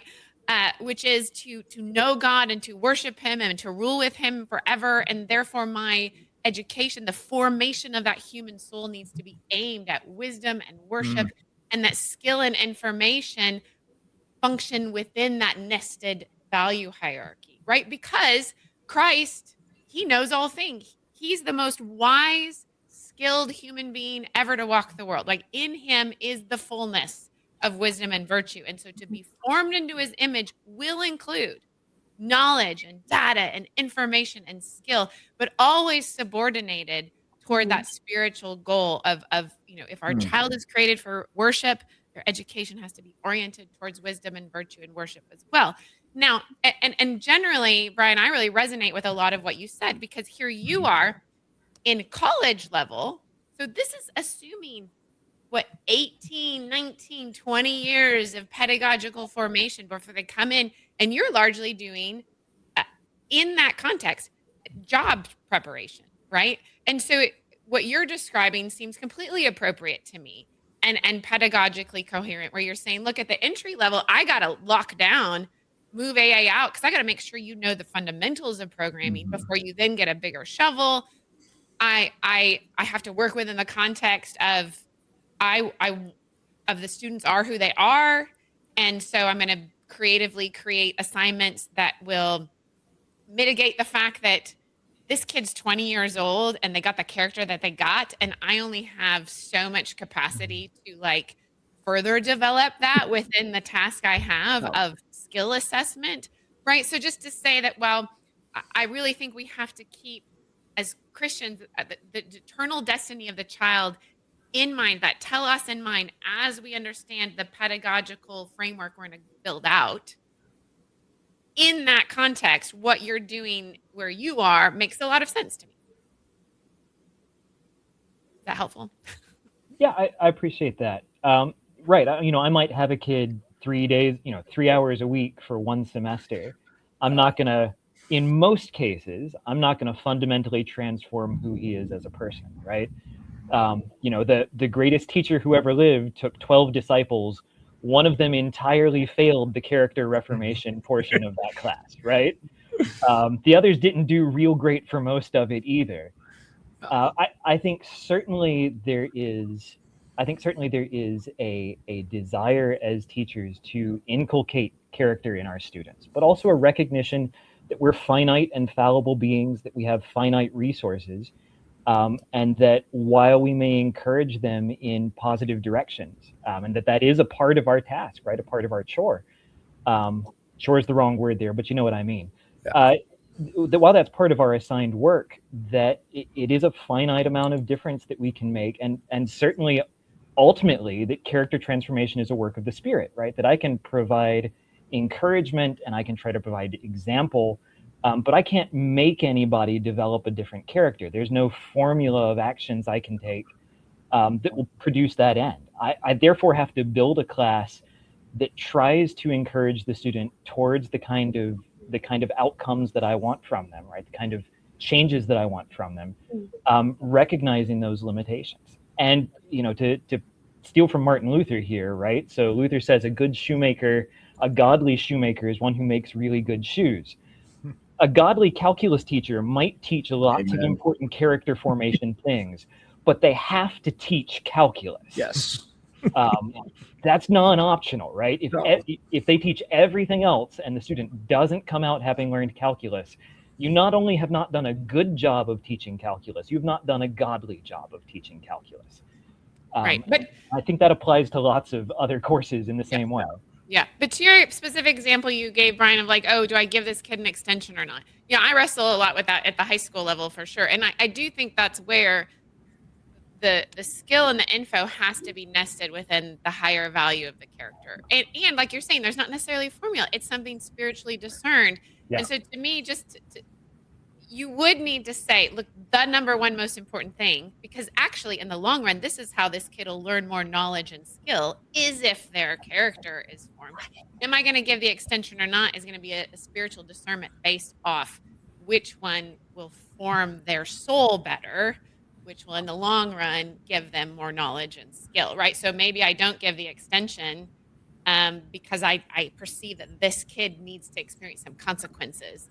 We need to get Susannah in, and then we really need to get Neil's voice on this question, because I don't want to skip the guy who left a chemistry career to homeschool his kids on the question of what is education, because Neil, this clearly has to be a significant question for you, I think. But I want to get Susannah's comment in first. You've been trying to jump back in. Yeah, I guess so. I had not used the phrase character because I think that character education, thinking of that as a separate question, is not something that I'm familiar with. I know that there are like character education curricula and that sort of thing. I'm not really familiar with that way of thinking. Character, as I understand it, the idea is that it's something that's stamped on you. So it's like stamped from your early, based on like it is this part of it is the sort of impression that is made on you by your teachers through this second nature formation. And I think that one thing that I'm really sort of quite urgent about is that especially for younger children, like children should not be interacting with LLMs, in part because it will habituate them to never have a chance to become the sort of people who won't cheat. So if by the time you're interacting with these kids, or these young people, like when they're 20, it's like if they've never known how to not cheat, if they've never known how to like generate their own ideas or generate their own writing in in a paper about the ethics of AI, for example, then yeah, I mean, it's going to be a very difficult thing to like teach someone who's 20 why it would be a good thing to think for yourself or use your own words or start from a blank page. I think what you've described is a really good illustration of why it's important for starting from, for the first 20 years, students learn how to, and why it is important to actually do all of the parts of writing for yourself, so that you don't kind of learn to, you don't learn that cheating is normal. You don't learn that there is, you know, that there's no such thing as cheating. This is just how you write. You write by asking an LLM to do this for you. And I think that like just the idea of an ethics of AI paper being the example that you used is just so intense to me, because it just seems really illustrative. Like, I don't think that it's valuable for students to learn to argue both sides of a case. I think it is good. It's good to learn to argue both sides of a case, you know, and, you know, in speech and debate classes, you know, you do that, but I do think it's possible to like get someone when they're older and kind of bring them around to a kind of love of wisdom, even if that was not formed in them earlier. You know, I think that, you know, I just finished writing a piece on Justin Martyr, and that was his experience. You know, he had been brought up pagan in Ephesus, decided he wanted to like figure out all this stuff about God and philosophy as a way of life, sought out a whole bunch of teachers, including a Pythagorean who was like, well, if you don't know math, I'm not gonna, like, you have to learn math first. And then he was like, well, I don't want to learn math first. And so then he found a Platonist, and then he was like, wow, I think I'm really getting somewhere. And then he, by his account, encountered someone on the beach and who told him about Jesus. And he was like, oh, this is what I was looking for in Plato. And, you know, he was 20.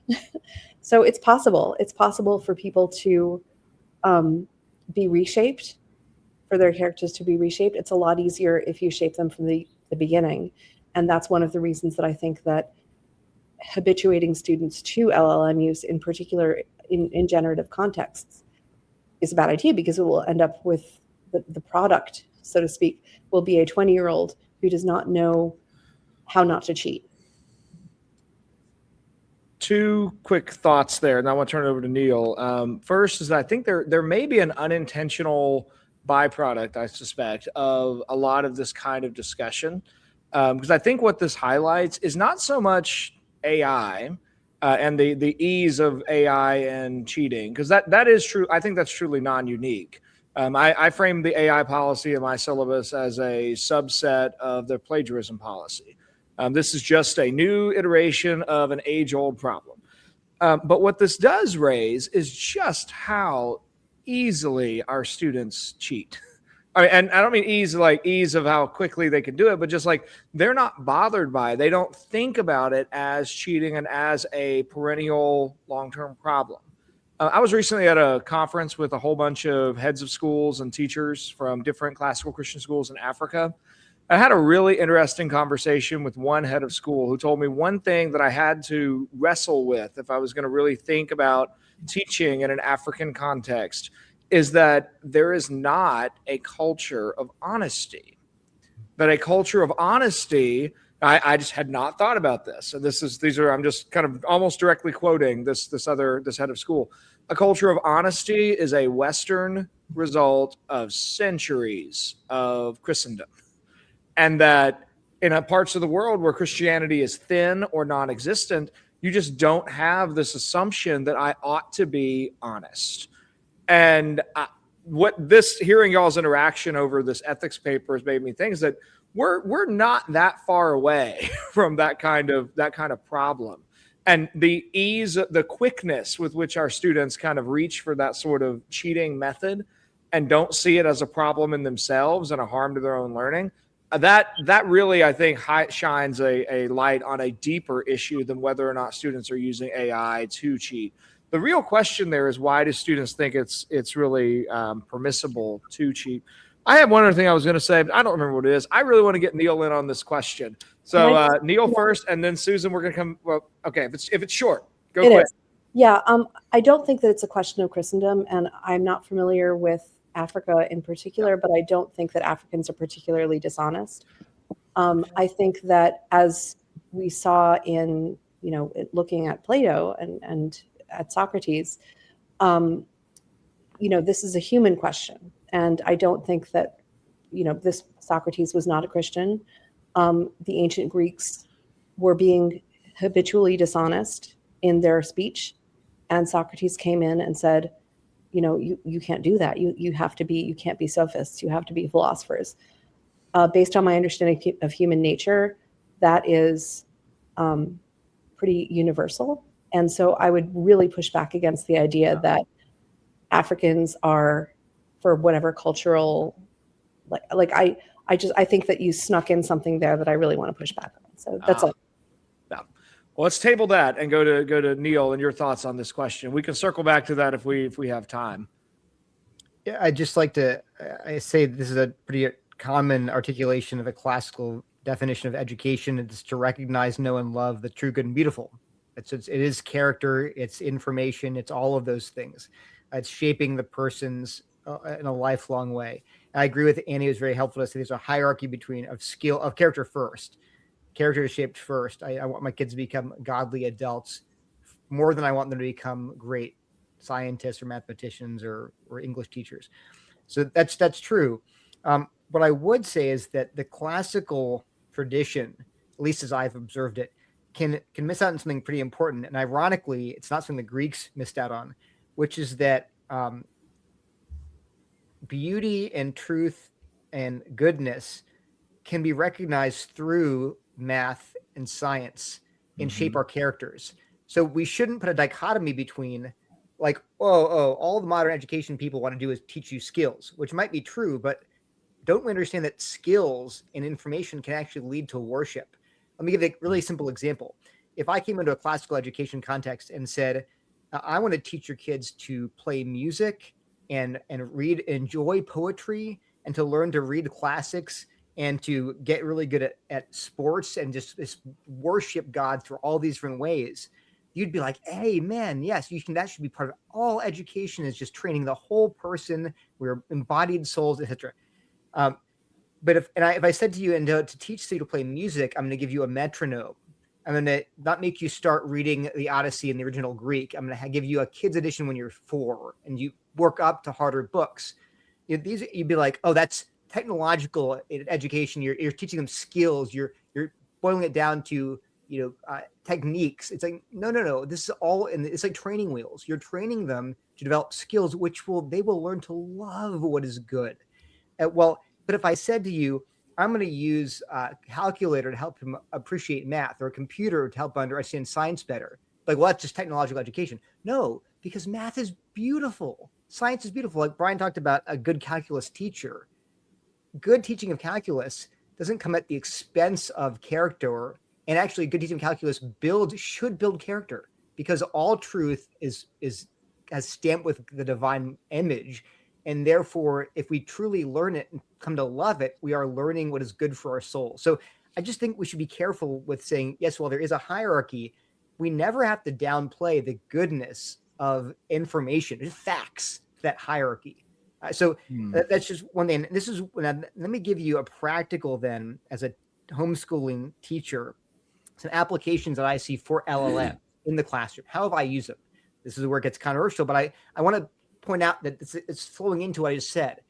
I'm using LLMs in various ways. Some should be not very controversial, actually, if you think about it in a second. But I'm using them, yes, to promote development of skills and information for the purpose of promoting their character and growth and true education and learning, and not at the expense of those things. So here's just examples that I've personally used, right, in the last 6 months. Over last summer, actually a year. Last summer, I had to learn Latin from scratch. And so I used LLMs to write a Latin flashcard program. So basically, there's an app on my phone. The LLM wrote for me. Why did I do that? Well, I couldn't find the flashcards I wanted on Quizlet, which is also a technology. But I was like, I'm going to make my own. So I did that. It took me like maybe a week. It would have taken me months, all summer, to learn CSS, HTML, JavaScript, or relearn it. But in a few days, I had flashcards. I then spent all summer using those flashcards produced by an LLM code. It was actually other teachers in my co-op. This is a great program. Can our kids use this? It was just flashcards, but I learned Latin that way. Now I'm translating Caesar and Cicero as part of my co-op. What I do is I take the passage, I translate it first. Then I take my translation and I compare it to I have AI translate it. I have the answer key, by the way, which I found very, very hard. I have the actual official Henley answer key, but I find it very idiomatic and very not word for word. So often when I try to compare it to my answer key, to my answers, I'm like, I can't even understand what they're translating. It's it's dynamic translation. I can't even understand what words they're translating. My students laugh when they read the answer key and they're like, this is what the passage says. So I take the LLM and I say, you give me word for word. I'm like, oh, sure enough, my translation was pretty accurate. Then I'll be, wait a minute, why'd you use this declension here? And I actually ask it, well, explain to me, why did the translation come out this way? It will give me grammatical rules. It'll cite sources. It's incredibly helpful, but I'm not having it translated for me. I basically have a private Latin tutor. Now you might say, Neil, that's not ideal. The ideal would be to get a Latin tutor who's a proficient in Latin. And yeah, I get that. But at 11 p.m. on a Monday night, I can't just call some Latin expert and say, tutor me for an hour.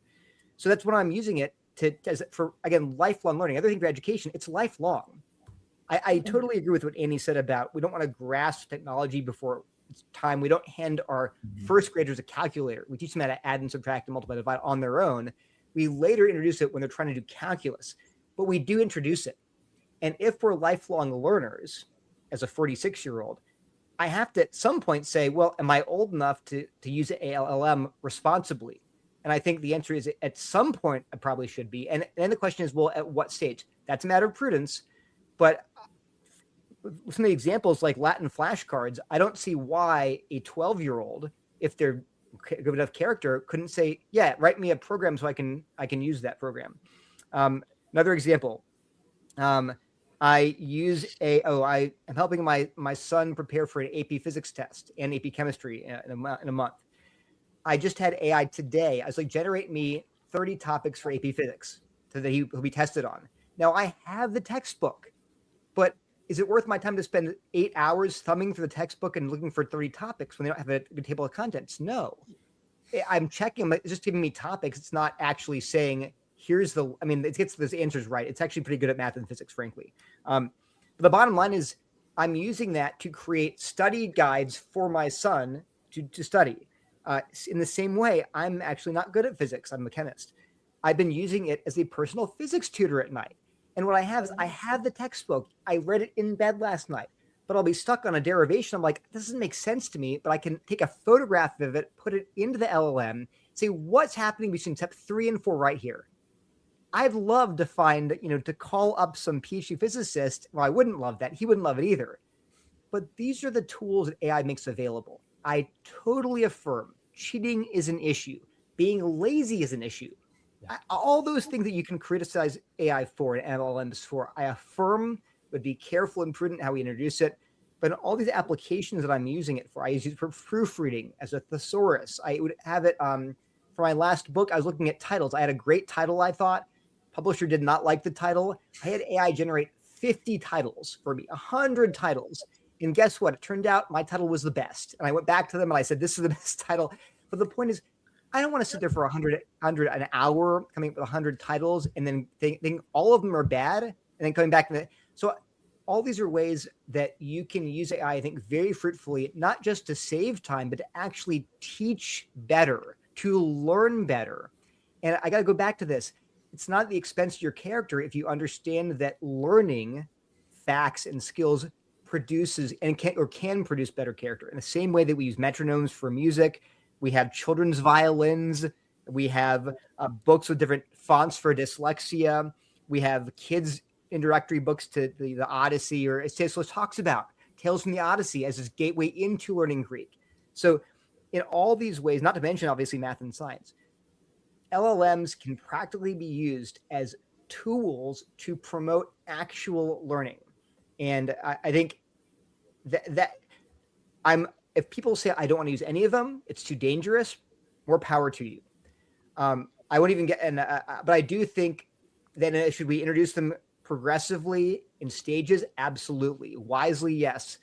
I just think it's very hard to have this blanket attitude that it's always too early. It's never time to have this technology. It's always going to be detrimental. That's my thought on it. Yeah. Can I jump in, Josh? Neil, I agree with a lot of what you're saying. And I think a lot of maybe where I would disagree with you is kind of like the when and the how much, right? And some of I feel like the difference is, and this is, Josh, your example about culture. We'll just, instead of African, let's just say. Okay, hold on. If you're going to bring that, then I'm going to bring hang on. I'm going to bring back in. No, hold that thought. Don't lose it. But I want to clarify one thing that I already introduced, because I was thinking about what Susannah said a minute ago. I want to make sure I don't accidentally I don't mean to say anything unintentionally. What I mean to say, the context of that conversation was not about any people in particular. It was about culture as a whole and about the kind of legal shenanigans that this particular head of school had to deal with. And it was particularly the culture of dishonesty and corruption that particular school was in that just struck me as interesting. And the point I was attempting to make is that actually we're far closer, if that is an accurate depiction of African legal culture that does not have the presumption of rule of law, but instead the presumption is corruption and preferring me and mine rather than kind of an objective professionalism. If that's the presumption, we're actually the behavior of students who reach for the easiest tool that's immediately advantageous to them without sight of long-term consequences means we're far closer to that negative cultural action than I would initially presume. That was the point I was trying to make. It was.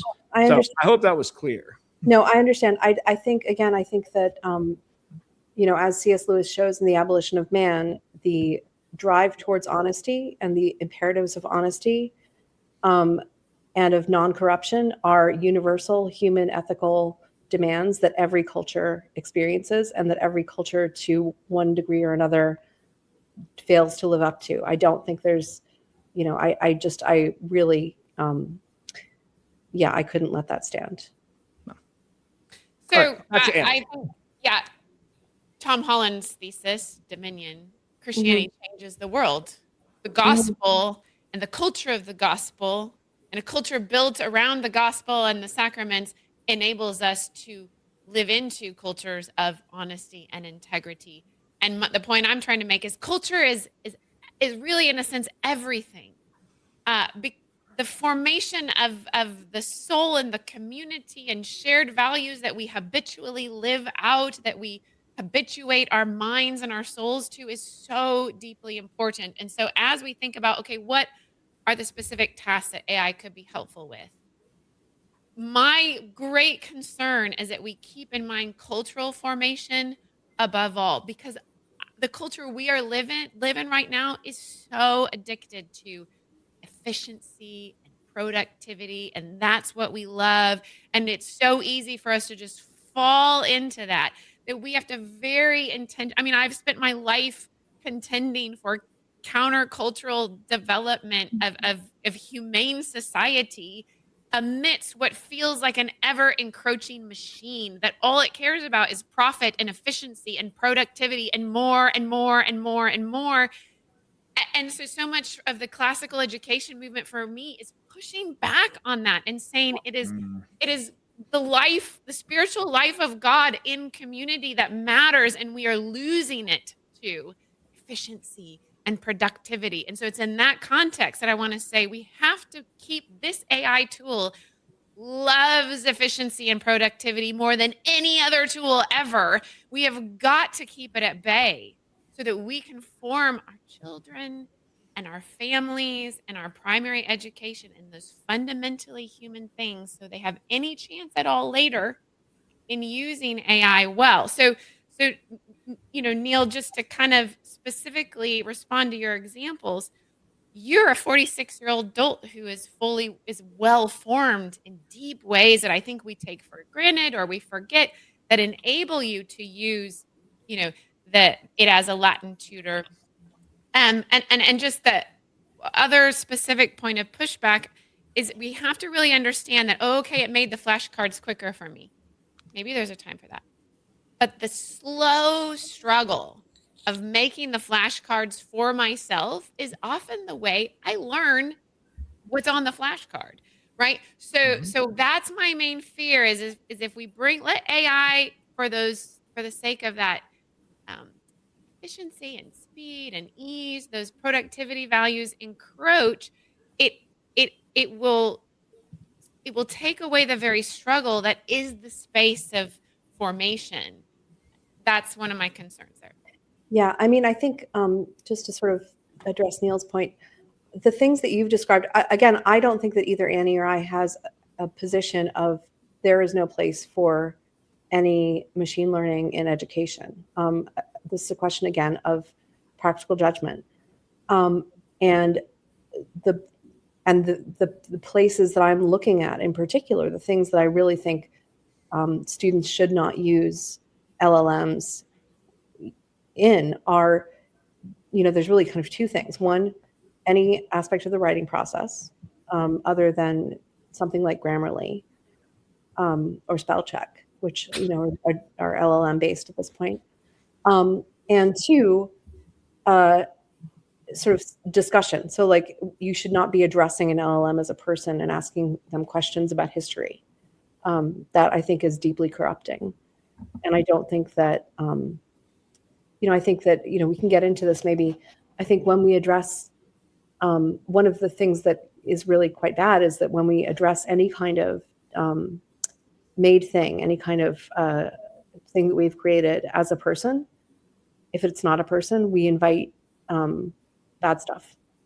And that's something that you see throughout the Bible. Like if you make something and then you start addressing it as a person and asking it to help you with things, there are very frequent bad results that are very predictable that happen from that.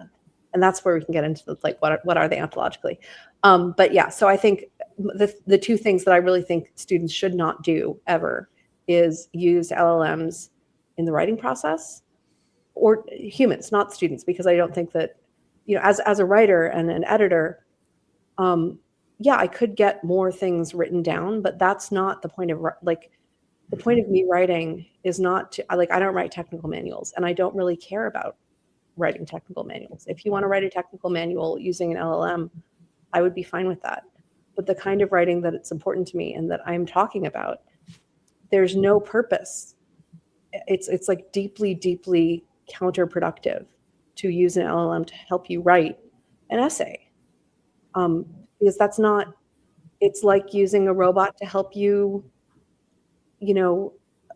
go for a walk in the country. It's like helping, it's like asking an LLM to write a love letter for you. Like essays are love letters. And the point of an essay is to understand what you think and then to communicate it to people that you love who, when Machiavelli talked about, he would retreat to his library and dress up. He would put on the garments of the court and palace because he was communing with the people that he was reading. And that's the kind of writing and reading that I'm talking about. I'm not familiar with other kinds, and I don't really have opinions about them. But that is a holy thing. And it's part of what we can do because we're human beings. Every human being can do this and is called to do it. And that's what I think we need to protect for our children and for ourselves. I don't think you get to a point where it's okay to use an LLM to write, because I don't think you get to the point where it's okay to use a robot to have sex. It's not that kind of a thing. Just to clarify, so you said no aspect of writing except for Grammarly, but then you said you were fine with technical manuals too. So that I don't care about technical manuals. I'm bracketing that. That's not. You mean creative writing? I wouldn't call it creative writing. I'd call it writing. I mean, but creative. I'm just trying to figure out what technical manuals are, how they're different as you see them. I don't find them. I don't care. I'm not talking about them. I'm gonna grab a quick example of a technical manual in the next room. Y'all keep talking. I'll be right back. So I think the conversation. I don't think I own it. I think the conversation around efficiency is a really interesting one. Because I think, I mean, you can certainly make the case that efficiency is not a good in itself, right? If I sin very efficiently, that is not a positive, right? But I think Can I break in real quick with an example of a technical manual? Mm-hmm. So we just ordered a new camera at Thales College. It's a Meeting Owl 3. I am holding for your consideration the technical manual. It might be confused for a coaster. The actual booklet version, I was shocked. I mean, this is the level of text that exists in this booklet. Yeah, Like it is diagrams and it is absolute minimal words. that's just not what I'm talking about. Like, that's not the topic that we're talking about here. No, I think it's sometimes relevant because there are writing occasionally that borders on that kind of stuff you have to just do, and like just groaning like and it's like, to make that more efficient is that, I would argue, well, it's not inherently good. It's just like it helps me. I have more time to play with my kids to write write like a 20-page manual on how to operate this piece of machinery. I'm like, and it's not even. It's like, this is something I can hand off to AI, and I'll supervise it. I'll make sure it's okay. But like, well, you are taking time away from your kids when you have to do that. Just not what I'm interested in. Yeah, I agree. I'm just pointing out that it exists. Let's go to Brian. I interrupted Brian a moment ago. So I think the efficiency conversation is a really interesting one and goes to a lot of this. As I say, I think, efficiency is not clearly, and certainly it's not a moral good in itself, right? Sinning efficiently is worse than sinning inefficiently because there's more of it. But inefficiency likewise is not a virtue in itself, right? If I go to the doctor and I'm getting a cancer screening, I would like him to be very efficient, right? I would like that a purely mechanistic knowledge production, at least, of finding out whether or not I have cancer. Now, whether he communicates purely mechanistic, you're going to have to explain what you mean by purely mechanistic. I want that to be as much a matter of pure fact, as quickly known as it can be, as I can get away with. Now, he can communicate that to me inefficiently, and that may be fine. I'm very open to a bedside manner there, but I would like a really reliable, quick diagnosis so that if there's something I can do about it, that we get on with that process. All right. Okay. I would like the treatment to be an efficient process because I would like to be done getting treated as quick as I can. I think there are lots of circumstances where efficiency is a desirable goal. Now, is it all of them? No, I don't want to be efficient in my conversation with my wife in the sense that I don't want to hurry and get it over with and on to the next thing, because getting it over with is kind of missing the point of having conversations with my wife, right? If I'm not enjoying that for its own sake and wanting to linger in that, then what am I doing? But for instance, if I'm writing, when I'm writing a book or a paper, I'm going to let the AI handle all of my bibliography formatting, because that's going to, by letting it be efficient in doing that, I am going to be able to have more time to think about the parts that I care about, right? I'm going to spend more time grappling with the hard questions of the ideas and what I really believe and reading more sources and all of that because I've been more efficient in this other area. I will freely grant you, this is probably a minority opinion, but I personally love writing my own bibliography and doing my own footnotes. I take it as a point of personal pride that my professors trained me really well in Turabian 4. So I don't know how to do footnotes in Turabian 9, but I'm really good with Turabian 4. And so all of my footnotes are in that style. And then it just feels like the paper is finished when I write my own bibliography. So I hear that and I'm just, again, gut reaction. That's my whole framing of this conversation. I'm not outsourcing it's something analogous to a signature at the end of a letter. It's like, okay, now this project is done. All the sources are in, all the footnotes are formatted, the bibliography is done. Now the paper's ready to send in. So I just wrote my book in ACM style footnotes, and my editor just sent me a note and said, this needs to be an APA instead. Right. And that's going to be 2 lines of code in my book that I need to change, and then it's going to be done, right? Mm-hmm. I'm pretty okay with that. Yeah. Now, I in no way would want to force that on somebody else, right? Sure. If you enjoy the experience of it, like, by all means, man, knock yourself out. But I think there is a virtue in saying there are things where So there's not a fixed number of things we're trying to do, right? Where we just got to, if we were more efficient in all of them, then we'd just be done and we'd be lying around all day afterwards. I think there is benefit in saying some aspects of life, we make them more efficient so that we can focus on the aspects of life that now we have time for, that we value more heavily. In that regard, I think efficiency can be really good. And I think we actually can find good evidence of this happening over the course of the last century, right? So there's various studies that show that as certain kinds of housework have gotten more efficient, as certain kinds of transit have gotten more efficient, people have more hours in the day not working, and there's a pretty linear correlation between hours spent with children and hours that don't have to be spent on these other things. In other words, as we are freed up by making some of these other tasks more efficient, we have more time with our kids. Now, there are trade-offs around different parental cultures and so on as well. I'm not trying to argue there's an exact right number of hours to spend with your kids, or that you want to just universally maximize that at all other expenses. But I would say that at least it's not obviously a bad trade to say, well, I've become more efficient at certain tasks, at, let's say, generating flashcards to learn Latin. And in consequence, I now have time to spend on some more virtuous or some greater character forming or more learning oriented or whatever it might be task. That efficiency can be really good for getting to the things that are more important. As someone who homeschooled my kids while serving my church, while going to grad school, right, I definitely had to think about how to run my home without wasting time, right?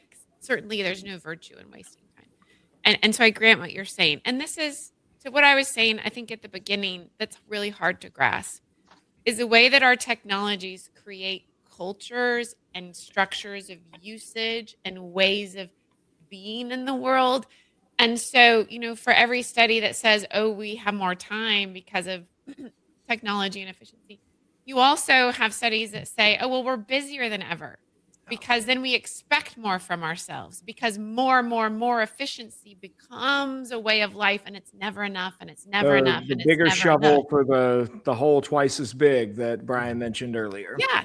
And then we kind of are somehow getting ourselves on this accelerating treadmill in the name of efficiency. I know that name is trotted out and it sounds good, but I kind of feel like the deal I actually get on the other side is more work, more faster, more complicated. So I got to have the next tool, which will save me from more work, more faster, more complicated, which actually just makes it faster and more. I just want off the train. I want off the train. That in some way, I feel like less is more. And I'm just going to introduce Marshall McLuhan's idea. He has this tetrad. Okay. He says, when we have new media, new technology, it's not just additive. I'm not just adding AI to my tool set to my homeschool tool set. Okay. It's going to replace something else.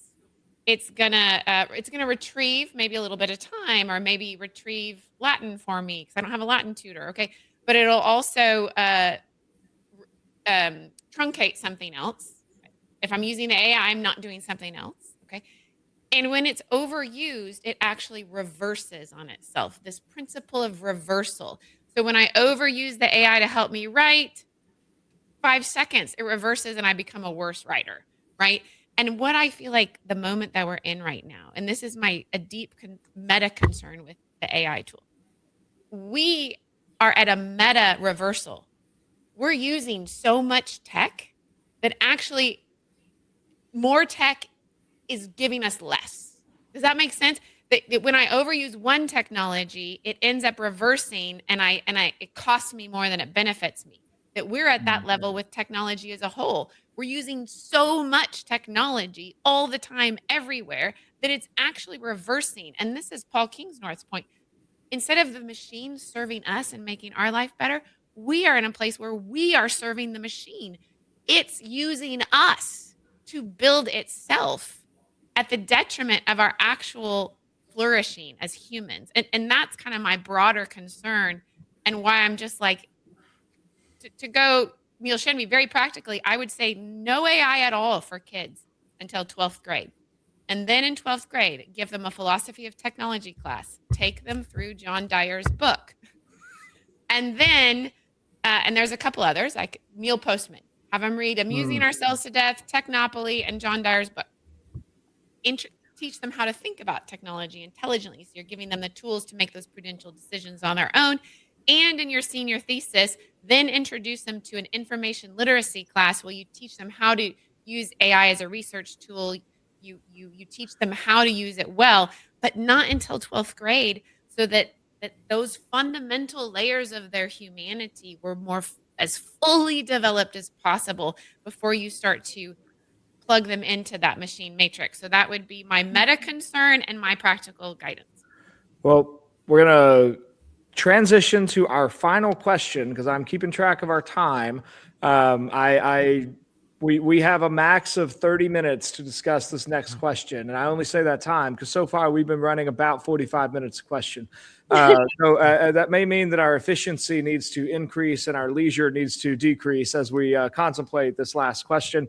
Though apparently we are quite interested. This is a very timely topic. We're now up to 363 people. So I'm really a humanities guy, but I'm going to pretend that I like numbers today. And the fact that we have 363 is just that's a fun thing. I want to close, at least in terms of question, with this. I'm skipping down to our final piece on the notes I sent out ahead of time. We've had a really good balance of AI. I don't even want to say positivity, but I'm just going to say realism. So I think it is obviously a given that AI is here and that there are some immense resources going into making sure that AI is a continual part of our present and probably a part of our future. I don't see it disappearing anytime soon, but we've also had some really good cautionary thoughts about AI. I want to consider two current examples that I've run across in the last month. The first of those was a press conference that the First Lady gave. I hope you guys watched this one. There's like a 3-minute C-SPAN clip that was making the rounds, where Melania Trump walks out accompanied by one of Elon Musk's Tesla robots. I forget what model it is, but it's the first one of these robots I've seen walk with a really good gait. Didn't look awkward. It's clearly a step up from like last year's model. And it had hands that looked a little bit more like one of the robots from the Jetsons. Like it was close to having fingers and that sort of thing. And it didn't really do anything. It stands next to Melania, and she begins reading from the teleprompter and explains that she invites us. She doesn't say that's what this robot is, but she has this robot standing next to her while she invites us to imagine Plato the humanoid with all the wisdom of the classics in its hard drive, and then goes on to explain that this is an answer to the teacher shortage. So I thought that was very interesting. That at least the First Lady is very concerned, justly concerned about the shortage of teachers in the United States. That's a huge crisis. For issues, we could come back and do a further conversation and maybe invite some economist friends on to talk about that as well. But then I mentioned this to a couple of friends, and they had the proper middle school teacher first response. They just started laughing. Because they were imagining this robot dealing with 25 12-year-olds in the classroom and what on earth is going to happen. So that's scenario one. Scenario two is a fascinating example that's currently in Manhattan. And Annie, they're coming your way because they're opening a second campus in Austin. And it's this place called the Alpha School. The Alpha School is currently K-8. And I assume, I haven't read much of their website, but I assume they're going to be headed towards high school. But their model is it's 2 hours of AI education in the morning. And much like Neil, I think you gave me some good context for this. It may be something like kind of the options you were describing for us a moment ago. But what they claim is that it's the educator's dream. Individualized education for every student that is tailored to strengths and weaknesses and is always pushing for the acquisition of more knowledge directly based on student response to questions in the moment. 2 hours of that every day, and then 6 hours roughly of adults guided project-based learning and experiential stuff. But really, the adults aren't the ones really teaching it. They're the ones just kind of supervising and working with students and having conversation. Alpha School, I at first was very skeptical of this, and I'm still pretty skeptical of it. But then I read this dad's review of it, and he's talking about his middle school students and how much he loves it and how they are thriving in it and how this has been great. And they, like the rest of their peers, their test scores went sky high. And that pushed me to think about this in a whole different way. What if AI education does actually work in terms of driving test scores up and of conveying information? I don't want to necessarily call it knowledge. I follow Richard Weaver in thinking about knowledge as knowledge of universals rather than of particulars. But maybe there's a lot of information that can be conveyed through AI that measures really, really well and generates great test scores. Then I hit the price tag. Alpha School's tuition is $55,000 a year, which that got me thinking, okay, well, wait a minute. Then this is not the solution for like middle class or poor America. If this is a good that the wealthiest families who can afford a $55,000 a year tuition could then access. All of that is prefaced to questions I want to close with. We've talked a lot about what AI can do. I'd love to hear for your thoughts on what AI cannot do, and then who actually benefits from AI in education.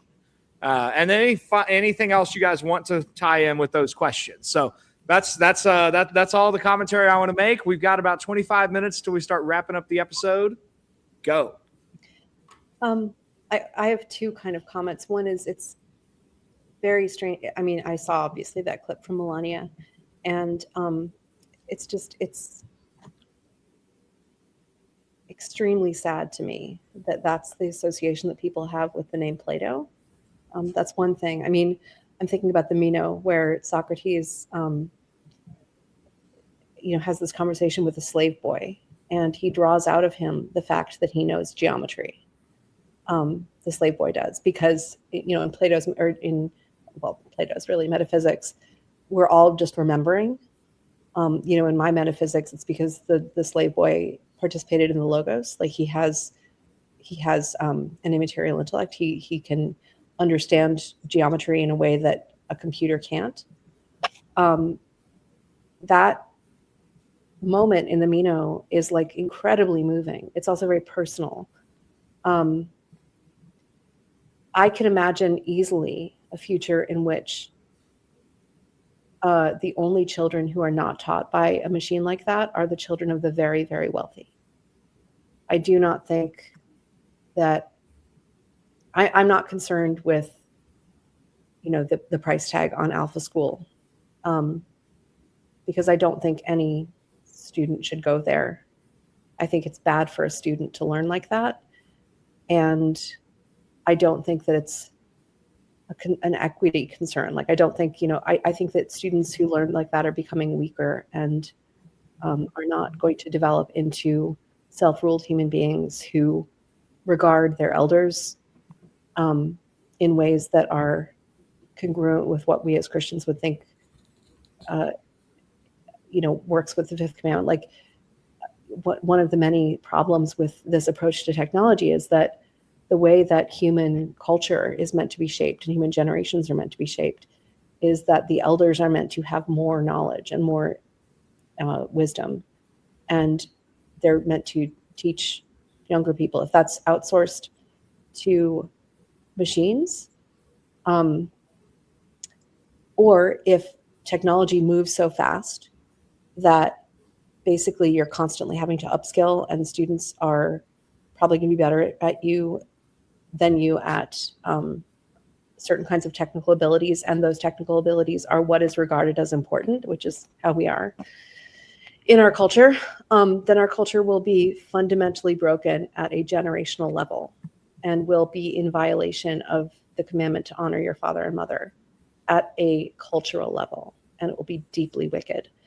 I don't have equity concerns in terms of an expensive, like AI education being expensive, because I think that a much more likely scenario is that AI education will be cheap and the norm, and the only people who will have the privilege of having a human tutor will be the children of the very wealthy, or the people whose parents want to teach them or who have friends. Yeah.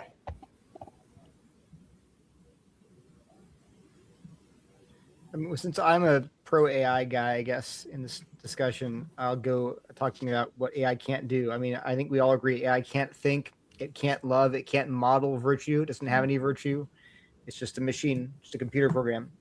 And I think we should, like Susannah said, it's important to recognize that. I think there's a real danger, Susannah alluded to it, of treating AI as a person. AI is not a person. You shouldn't be talking to it. Actually, it's funny. My kids laugh at me. They're very anti-AI, by the way. And at least my son is. But I have to warn them about the dangers of treating AI as a person. And I tell them when you get to college, there'll probably be people who think it's totally fine to have an AI girlfriend or boyfriend. And they're like, it's crazy, Daddy. I'm like, no, that you'll probably face that in the next 5-10 years. Already you're facing it. But anyway, that's all 100% agreement on those dangers. I think I'm very against educational fads. I think my mom's school bought every student an iPad 20 years ago, and it just was a disaster. Didn't do anything. All the textbooks went electronic, completely useless, worse than useless, wasted money, apparently made them worse educated.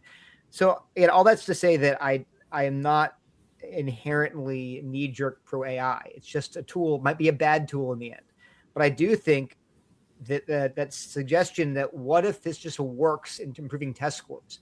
On the one hand, I agree. We don't want to just say efficiency is the end all and be all of education. It's absolutely not. It's not the end all and be all of life. But I want to bring in something that we haven't talked about yet, which is I think Annie and Suzanne both talked about reading scripture in tradition and the importance of having a tradition to interpret scripture, which actually, Brian and I are Baptists, but we'd agree with that. Even though we'd say, scripture is the ultimate authority. But if you look at what the major traditions within Christianity have actually said officially, it's actually pretty, in our context, pro-AI. So just here are a few quotes. In 2019, the SBC, Southern Baptist Convention, their ERLC, their ethics committee, issued a statement on AI. And here's a quote from that statement. When AI is employed in accordance with God's moral will, it's the example of man's obedience to the divine command to steward creation and to honor him. Now, before everyone bristles at that statement, it was signed by Matthew Lee Anderson, who I think was the co-founder of Mere Orthodoxy. Susanna edits for them. Bethel McGrew, who's an Anglican writer. Karen Swallow Pryor, who's a very humanist English professor, and was Baptist. So they all signed. The statement included warnings about AI, dangers, etc., that we share, but it did affirm that it can be used positively. Signed by many Southern Baptists, Anglicans, Methodists. In 2020, Archbishop Justin Welby of the Anglican Church signed the Rome Call for AI Ethics. In that statement, it said that AI technologies can prove enormously useful in helping people with disabilities to learn. And it, again, had guidelines and guardrails, but it did say there are uses for it in education. The Catholic Church issued a doctrinal note in 2025, just last year, that said things that AI could introduce important innovations in agriculture, education, and culture, an improved level of life for entire nations and peoples. So there's this broad, the intellectual thinkers and theologians of these very different traditions are sounding notes of caution, yes, but also not sounding like the apocalypse, like it's just throw it out, burn it, it's demonic. They're cautious but positive, and they especially all say, interestingly, is this: they see it as a tool especially to help the underprivileged. And this is what efficiency becomes very important. Brian mentioned going to a doctor. He wants efficiency there. My wife's a doctor. She will tell you something called the iron triangle of healthcare, where you can improve the cost of healthcare, you can improve the access of people to healthcare, you can improve, I think something else like the breadth of healthcare, but you can't have all three. In healthcare, technologies will let you say a doctor can see one person per day or 100 people per day. And if you say, well, wait a minute, the 100 people are getting a little less healthcare. Yeah, but 99 aren't dying now, versus a really great bedside manner for one person, but 99 die of cancer. When it comes to reaching people and implementing technologies that will keep people from starving to death, keep people from dying early of cancer, it's easy to say, but they don't have whole foods anymore. They don't have organic foods. That's a very privileged perspective on that. And you say, well, man doesn't live by bread alone. I get it. But if we have to choose as a Christian between keeping people from starving to death and maybe, ensuring that we have the best quality organic food, we don't get alienated from nature, we can get our hands in the dirt and farm ourselves as subsistence farmers, I have to think technology is a gift from a good God. It does not like people starving. So, Neil, can you back up and just make clear? I lost the link between the ERLC affirming AI and people starving, and can you make the link to remind me how you got to people starving over whether or not we use AIs? I missed something in there. Yeah. So all of these traditions and people that we all know personally, and they all say there's dangers but there's also opportunities, and there can be stewarded well for God's glory. And one of the opportunities they all mentioned was increasing access and efficiency and benefits for the poor. Got it. That's just take writing, for example, right? It would be awesome. This last thing I'll say, it would be great if every one of my students, when they turned in an assignment, they would go to their parents, have their parents read it, have their parents edit it, they go back and forth with the human, brainstorm, talk, nurture, talk about ideas, right? But not everyone has parents who have that time or who are even educated. You should get your parents a spell check. What if your parents have an 8th grade education themselves? I would wish they didn't. I wish everyone could homeschool with a PhD. But when that isn't an option, I think we have to be open to saying AI is not ideal. By no means. There are real dangers, but it's pretty much in a broken world the best that we have. Now, it might not be the best we have, but we can't be closed off to it. And all these Christian traditions are affirming that idea. So I do want to just close with that recognition that the no AI at all, there are people out there that say, no, you're not saying that. It does exist out there in the wild on Twitter, but it's not reflective. It's a very radical position compared to major traditions in the church today. So one reason that I think that proof texting of the kind that you've just engaged in is not useful is that, for example, Bethel, I know, firmly agrees with Annie and me. The guy who's behind the Vatican's AI position is called Paolo Benanti, and he's likewise very much in Annie's and my camp. So the quotes that you've given are not accurate to the positions of, I don't know about the Baptists, but I know about Bethel, I know about Matthew Lee Anderson, I know about the guy who was behind that note, and that's not an accurate representation of their positions. Can you just say what they actually said in those documents? What did they say? If it's not accurate, reflecting, it's a quote, direct quote. It's a direct quote. I mean, again, there's you cited Bethel as a kind of someone who would sort of more agree with you. No, just with that statement. And she could change her mind. That's no, possible. she hasn't changed her mind. That statement came out. That was a 2019 statement, right? Yeah. Mm-hmm.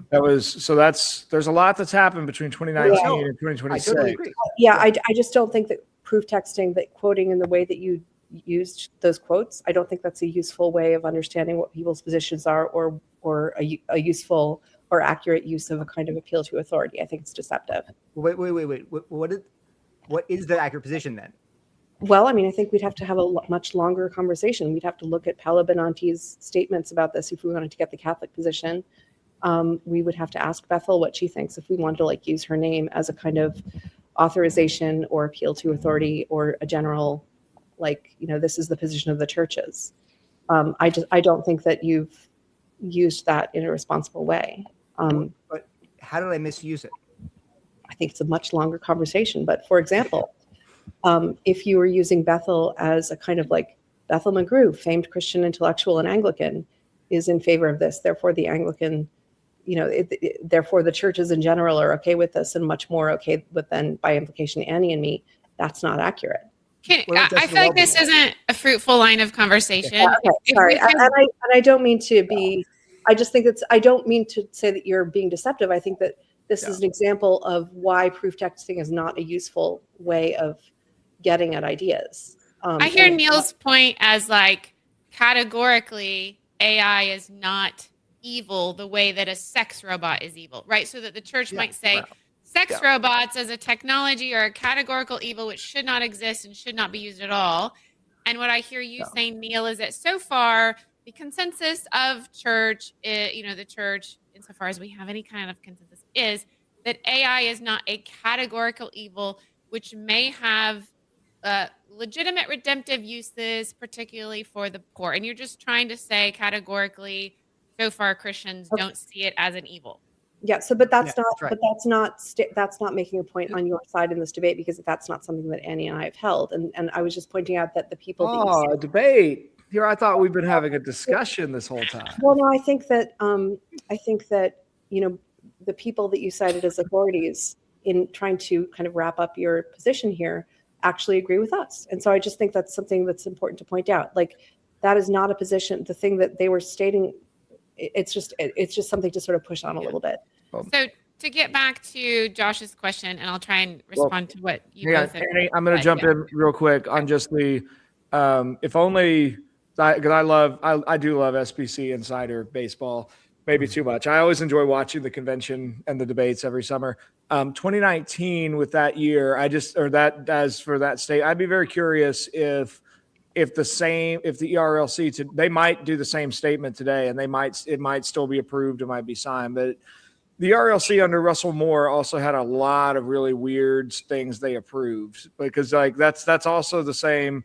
That's pretty close. I think it was 2017. The whole SBC approved a statement affirming intersectionality as also something that could be used as a theologically appropriate tool.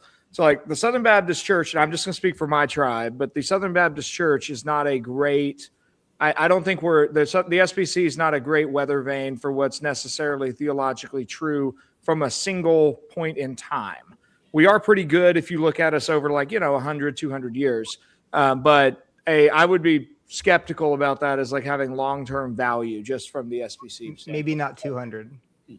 Well, let's please not make this a are we resolution 200 years old yet? conversation. Let's please not do that. I do think Jason Thacker, who's one of the primary authors of that statement, is still at ERLC. I could be behind on that. I know Jason a little bit, but I would be surprised to learn that he radically disagrees with what it says now. It was signed by Barbara J.D. Greer, her future president. I know even less about Baptists than I do about computer science. What I'd like to point out is that we have a pattern over the last 500 years where new tech comes out and everyone gets hyped. This is going to bring world peace. This is going to solve all our problems. And it's hyped and it's hyped and it's sold and somebody profits, and then it doesn't live up to the hype. In the 1920s, Thomas Edison thought motion pictures would transform education. He thought that because a textbook is only 2% efficient, whereas a movie can embody all of this, it's going to be 100% efficient and transform education. Doesn't happen. In fact, images tend to cause us to be more emotive and less rationally developed, right? In the 1930s, people thought that radio was going to transform education because a single teacher can just play, audio, and it'll make them so much more efficient. In the 1950s, television is going to, we experience this hype. The iPads, an iPad in every classroom. Okay, this happens again and again and again. The tech is hyped, okay, because we're, as fallen humans, and this is to Brian's, your position in the beginning, the fall corrupts our ability to know. It also corrupts our ability to make tech and use it well, right? Mm-hmm. And so a new tech is hyped, because we want an easy answer to the problems. When really our problem is spiritual, when really our problem is sin, and there is no technological answer to sin, right? We have all the technology we need to flourish, but it's not working because we're sinners who don't use it well. We're not waiting for a new tech to bring world peace or to feed the poor. We are waiting for people to love what is good and true and beautiful enough to do what we could already do with what we have already, right? So there's all this hype, and a lot of it is because it makes people money, and then the tech doesn't deliver on the hype. So what I'm constantly trying to say is, do not be fooled by the hype. Slow down. Think through this deeply. Think through this carefully, and be slow and careful and make prudential judgments. This robot. So to your original question, trying to make two very quick comments. The other thing I wanted to point out is something called herding effect. I don't know if y'all have heard this term. 2024 study, studying students learning with a teacher. And this study showed that when a skilled, genuinely passionate human speaks to a gathered room, their brain, is how they put it in the study, their brain precedes the listener's brain by a couple of seconds, entertaining them not only through the content, but through the body language, the unspoken, je ne sais quoi, that is the spiritual reality of a living human being in relationship with the Logos. And it produces in that classroom, in that communal context, something closer to a shared organism of attention that is more powerful than individuals doing their own thing. And they call this the herding effect. And it only works in the research by the living embodied human voice. And that through this human voice, in the most literal, it says literal neurological sense, that there's a kind of coupling with the mind that happens through a person who loves what they're talking about, and that coupling of minds creates this kind of neurological residue that no other mechanism could produce. And I think that's the essence of education. That's why the Play-Doh robot is an offense and an abuse. It's the same thing as taking a baby away from their mom. Their sense of love and the goodness of being and their identity is created through that bonding touch and look in their mother's face. And something similar to that goes on in relationship with a living teacher. And if we take that away from our kids, we are stealing their souls and we are stealing their humanity from them. And it's a form of abuse. And the poor don't deserve to be abused any more than the rich do, would be my argument. Yeah, I do feel like part of this has to do with the experiences that the various people in this conversation have had with education. Like, I recoil on the deepest possible level from the Play-Doh robot, because I've had the experience of being taught by a teacher in the same physical space, and like knowing that that's a pattern that's been happening for 5,000 years, like knowing that that is what Jesus's disciples experienced.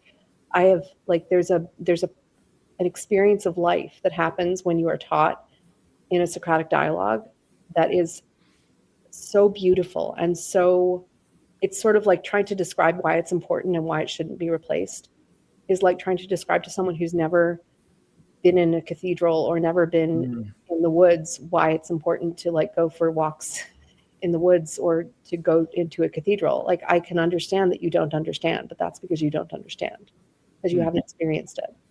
I have a similar experience with writing. Like, I can't explain to you why you shouldn't use LLMs in writing, but the kind of writing I mean, but the fact that you think that you should tells me that you have not experienced what I experience when I write. And I don't think that everyone needs to be a writer, but if you are trying to teach what it is to write, or if you are trying to teach what it is to, if you are trying to initiate little humans into the human project, you have to do it in the human way. And if you think that you can do it using a technique, you probably haven't had it yourself. Brian, I want to give you the last word on this question, and we got to start wrapping it up.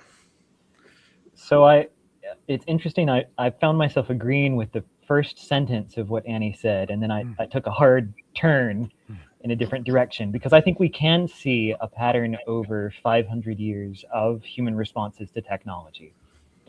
But I would disagree radically with her as to what that trend line looks like, right? When the flying shuttle loom gets invented, you do not see radical hype machines sweep Europe talking about what a great innovation this is going to be. What you hear is, this is going to impoverish all of us, and it's going to put out everybody's eyes, and it's going to destroy, good guild life that we've all been raised to, and the comfortable retirements we've been promised as guild masters. All of that's going to go away, right? The quote from the Queen of England, who threw out the guy making the stocking frames, right? They were going to automate stocking manufacture, where she said, well, if I allow this, it will impoverish all of my citizens, right?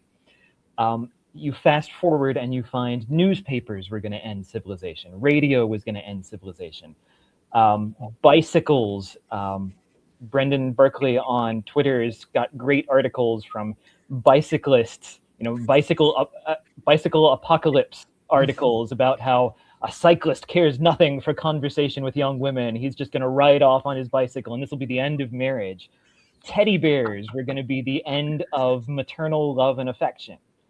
And now AI, right?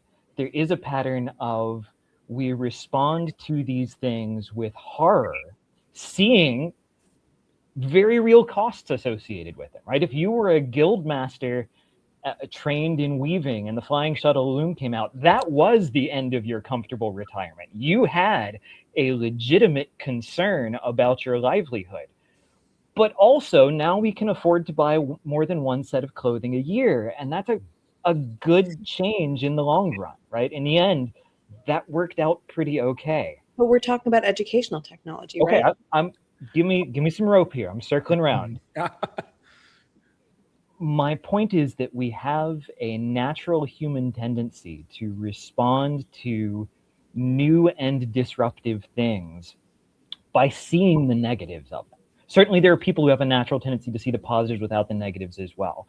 But I think culturally, we have a strong tendency to overemphasize the negatives. I saw, Susannah, I think it was something you retweeted.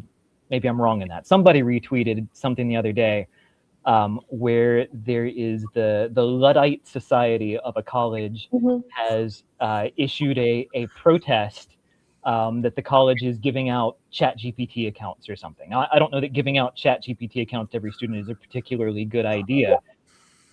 But what was fascinating to me is the student said, well, to demonstrate our protest, we have written this on a typewriter. And I saw that, the parchment.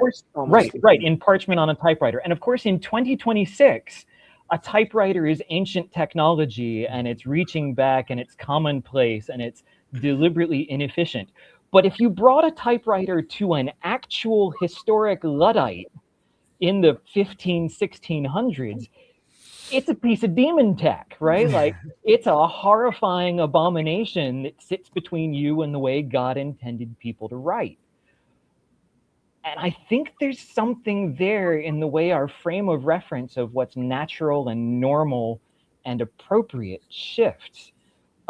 Susannah, you made an appeal to the idea of, somebody who wants to use AI to assist them in writing has not experienced what you experience in writing. And that may be true, right? I mean, that's kind of unfalsifiable. But I think there's a flip version of that where someone who has found that using technology to assist in that process has made them more able to express what they're trying to do, right? Able to, whether it's by having more time to focus on the things the parts they think are important, or by helping them with word choice or grammar or whatever it might be. I think they're in an equally valid position to say, great, but you've not experienced the joys that I've had of using this thing as an assistive tool, and I can tell that you don't know because you don't know. That cuts both ways here. As that turns to education, right, it seems to me the nature of technology is always that it does two things. Right? It always can be used to replace good things. It always can be used to create new things that weren't there before. None of us would be having this conversation if video streaming didn't exist. I think all of us would probably enjoy it more if we could have. It's so worth it to not have the tech. Yes, sure. I'm recognizing replacement's a real thing, right? All of us would probably prefer to have this sitting around, in couches together, but that wasn't on the table. If we didn't have video streaming, this conversation doesn't exist right now. We only get this because of an additive means. On the other hand, if I go home tonight and I decide I'm going to talk to my children in the same room through video conferencing, that's a real loss, right? I have replaced a good thing with a thinner and a worse thing. I think COVID was a great, I don't like to start sentences with COVID was a great experience for all of us in recognizing the thinness of the replacement, right? That there are good things that are not substituted for by voices on the other side of a screen. On the other hand, I started dating my wife after we made the really clever decision to move 9 hours apart from each other. That wouldn't have worked out at all if we didn't at least have voices on the other side of the screen. That was a good and an affirming step that created a connection that wasn't there before. I think in that sense, where AI stands to make a difference, where it stands to make a positive difference, is in creating connections for people who couldn't have those connections previously. And I think it is the poor and the least fortunate who stand most to benefit from that. But Brian, nope. This is the final statement. I am heavily intervening. If we were in person, I would be stomping or gaveling or something. We have 5 minutes to wrap this 3-hour episode up. And I have an in-person book club to get to tonight, so we are ending on time. Because as we have all agreed, in-person things are better, and we are about an hour and 15 minutes past my personal endurance level for a Zoom conversation. So, Brian, finish that if you had a last end of that sentence. Closing thought, then. Let's see, where were we? Closing thought. Annie, you had a great thing about technology's not going to feed the poor. Technology's not going to feed the poor in itself, but there are hundreds of millions of people who have not starved to death because technology has created things for them that were not otherwise there. There are 500,000 children in India who can see because technological gene editing has given them vitamin A fortified rice. These are not salvific. They are not good ends in themselves, but the people have to be alive for us to bring the gospel to them. And we can celebrate God's gift to us of technologies in facilitating the opportunity to make those kinds of communications. I think it's the poor who benefit the most from what AI stands to do. Well, I want to thank you all for a wonderful conversation. I think we hit our goal of having a discussion. I think we also modeled a really good public form of debate across the last 3 hours. We did have two sides. We did have a variety of evidence. We even had an evidence challenge be issued and discussion of an evidence challenge. We did not have an ethics board to evaluate the legitimacy of the challenge, fortunately, because those are terrible. It's like the worst part of a debate tournament experience. There are two questions to me that seem to be present at the end of our conversation that I don't want to pretend to answer. I just want to highlight that I think these seem to me to be the crux of the issue. And neither of them are directly about education, but how you answer it determines how you view AI and thus what role you see of AI having in education. Well, I guess there's really three. We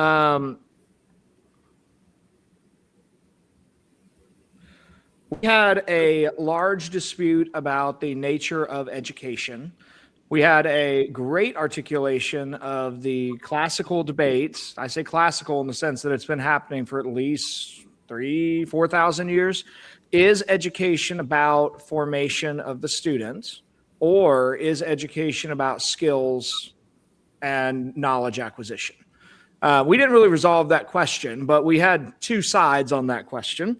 A second question that was running throughout the entirety of our discussion is whether or not AI is continuous with the technological development of the previous, whether you take since Gutenberg was my proposed date or since Tubal-Cain was the alternative date proposed. A third question that is still out there, but I think really does define the two sides in this discussion, is whether technology is a good gift of a good God that fallen humans can use for good or ill, or is technology somehow the gift of demonic influences that detract humans from the actual way that they ought to flourish in what remains of God's good creation?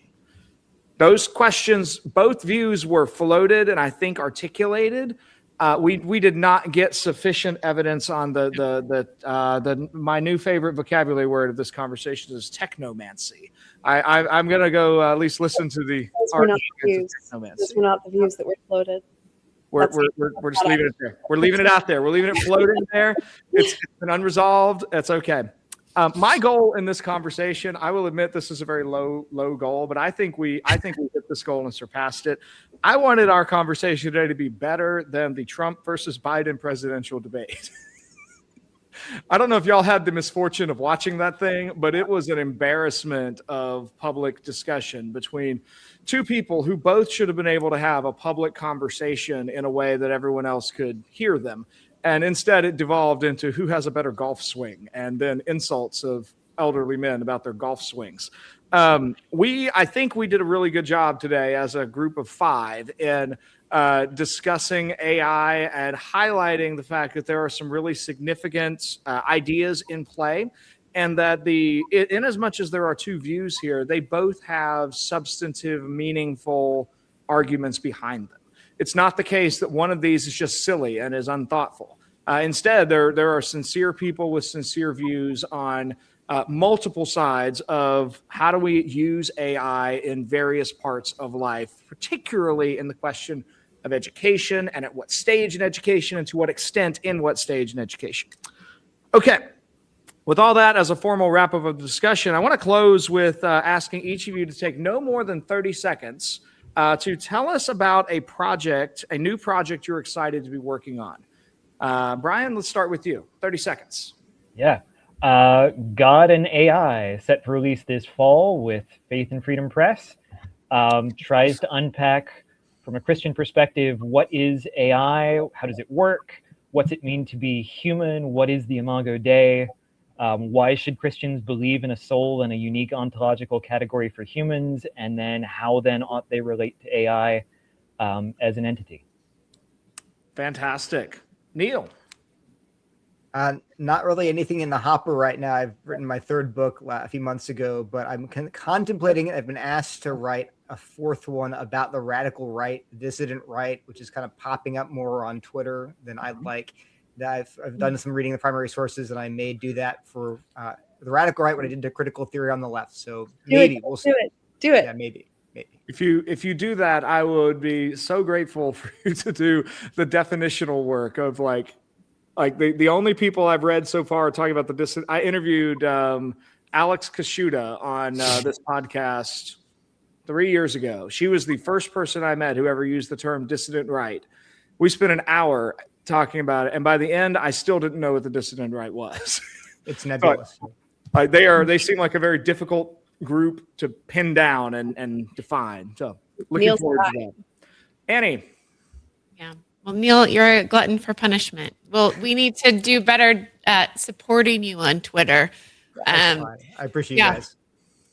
So I'm going to take a summer sabbatical, which I'm really looking forward to. Need some of that deep restorative rest. And then I'm going to be, one of the things I'm doing is joining Josh for the Logos Institute and leading the certificate in C.S. Lewis studies for educators. So if y'all want to do a deep dive into C.S. Lewis with me, look for that coming up this next fall. Over to Susannah. Well, this isn't really my project, but it's betterfutureai.org, Alliance for a Better Future. Brad Littlejohn is kind of behind that. And he's much more pro tech than I am. So a lot of you guys, everyone should check this out, like including Neil. But I think that approach, although I kind of disagree with some of the framing, it seems really whatever. But it is an attempt to kind of claw back some kind of democratic or humanistic considerations in sort of tech policy. So betterfutureai.org. And then also everyone should read That Hideous Strength. So that's a project for all of you if you haven't. Oh, I had the joy of teaching a class on the Ransom Trilogy last summer, and it was so fun to have 10 adults who were like, yes, I want to read this. And then we spent 4 weeks working through That Hideous Strength together. And it was also the Davenant Press book on it, which is the press that your book is coming out. Yeah, which you've got a great essay in there. I think I do. I like it. I think I worked you in as I either put it in a footnote or I put it in the intro. I couldn't get your explanation of the project of Susan into my chapter that deals with the problem of Susan in my book. And I thought you solved that problem very, very effectively. Reese he told me I had to read your essay like right after I'd sent in the final draft. It was just like, oh, this was so good. Anyway, well, I am so grateful that you were all willing to come on the show. You are all very interesting people who have very interesting things going on. I'm going to take the opportunity, since we have 424 people now still on live stream, to plug the Logress Institute a little bit more, because that's my new project that I'm very excited about. I'm the founding director of this institute. This is a new project that the Ciceronian Society is putting together, where the goal of the Logress Institute is to help teachers get the education that their colleges ought to have provided.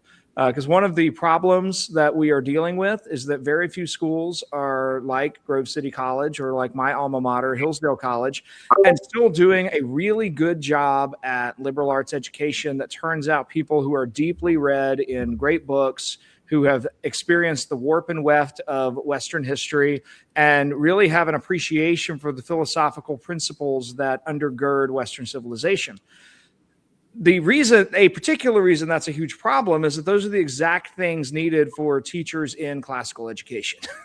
There are somewhere between 6,000 and 10,000 schools in America today that are annually in a hiring crisis trying to find teachers who can teach the kind of curriculum that they are using to define their model of education, which requires people who are steeped in all of those things.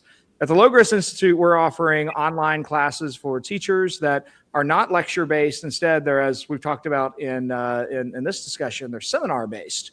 We have professors who are all believers, who know the tradition in and out, who will be asking the right questions to help teachers see what they need to see in the books that they read for their courses. So you can find everything about the Logress Institute at our website, logressinstitute.org. That's Logres.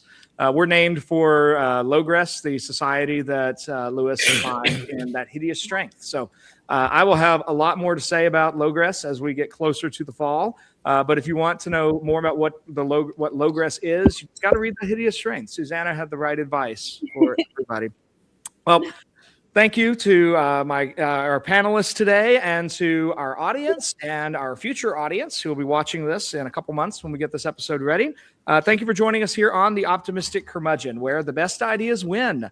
I'm grateful to Annie for asking me to host, and grateful to our guests today for their thoughtful interaction. If you're new to the show, please do check out the Optimistic Curmudgeon page on YouTube, on X. I'm pretty active on the old people social medias, X, LinkedIn, and Facebook. Until next time, love the good, seek the true, and enjoy the beautiful. Yes.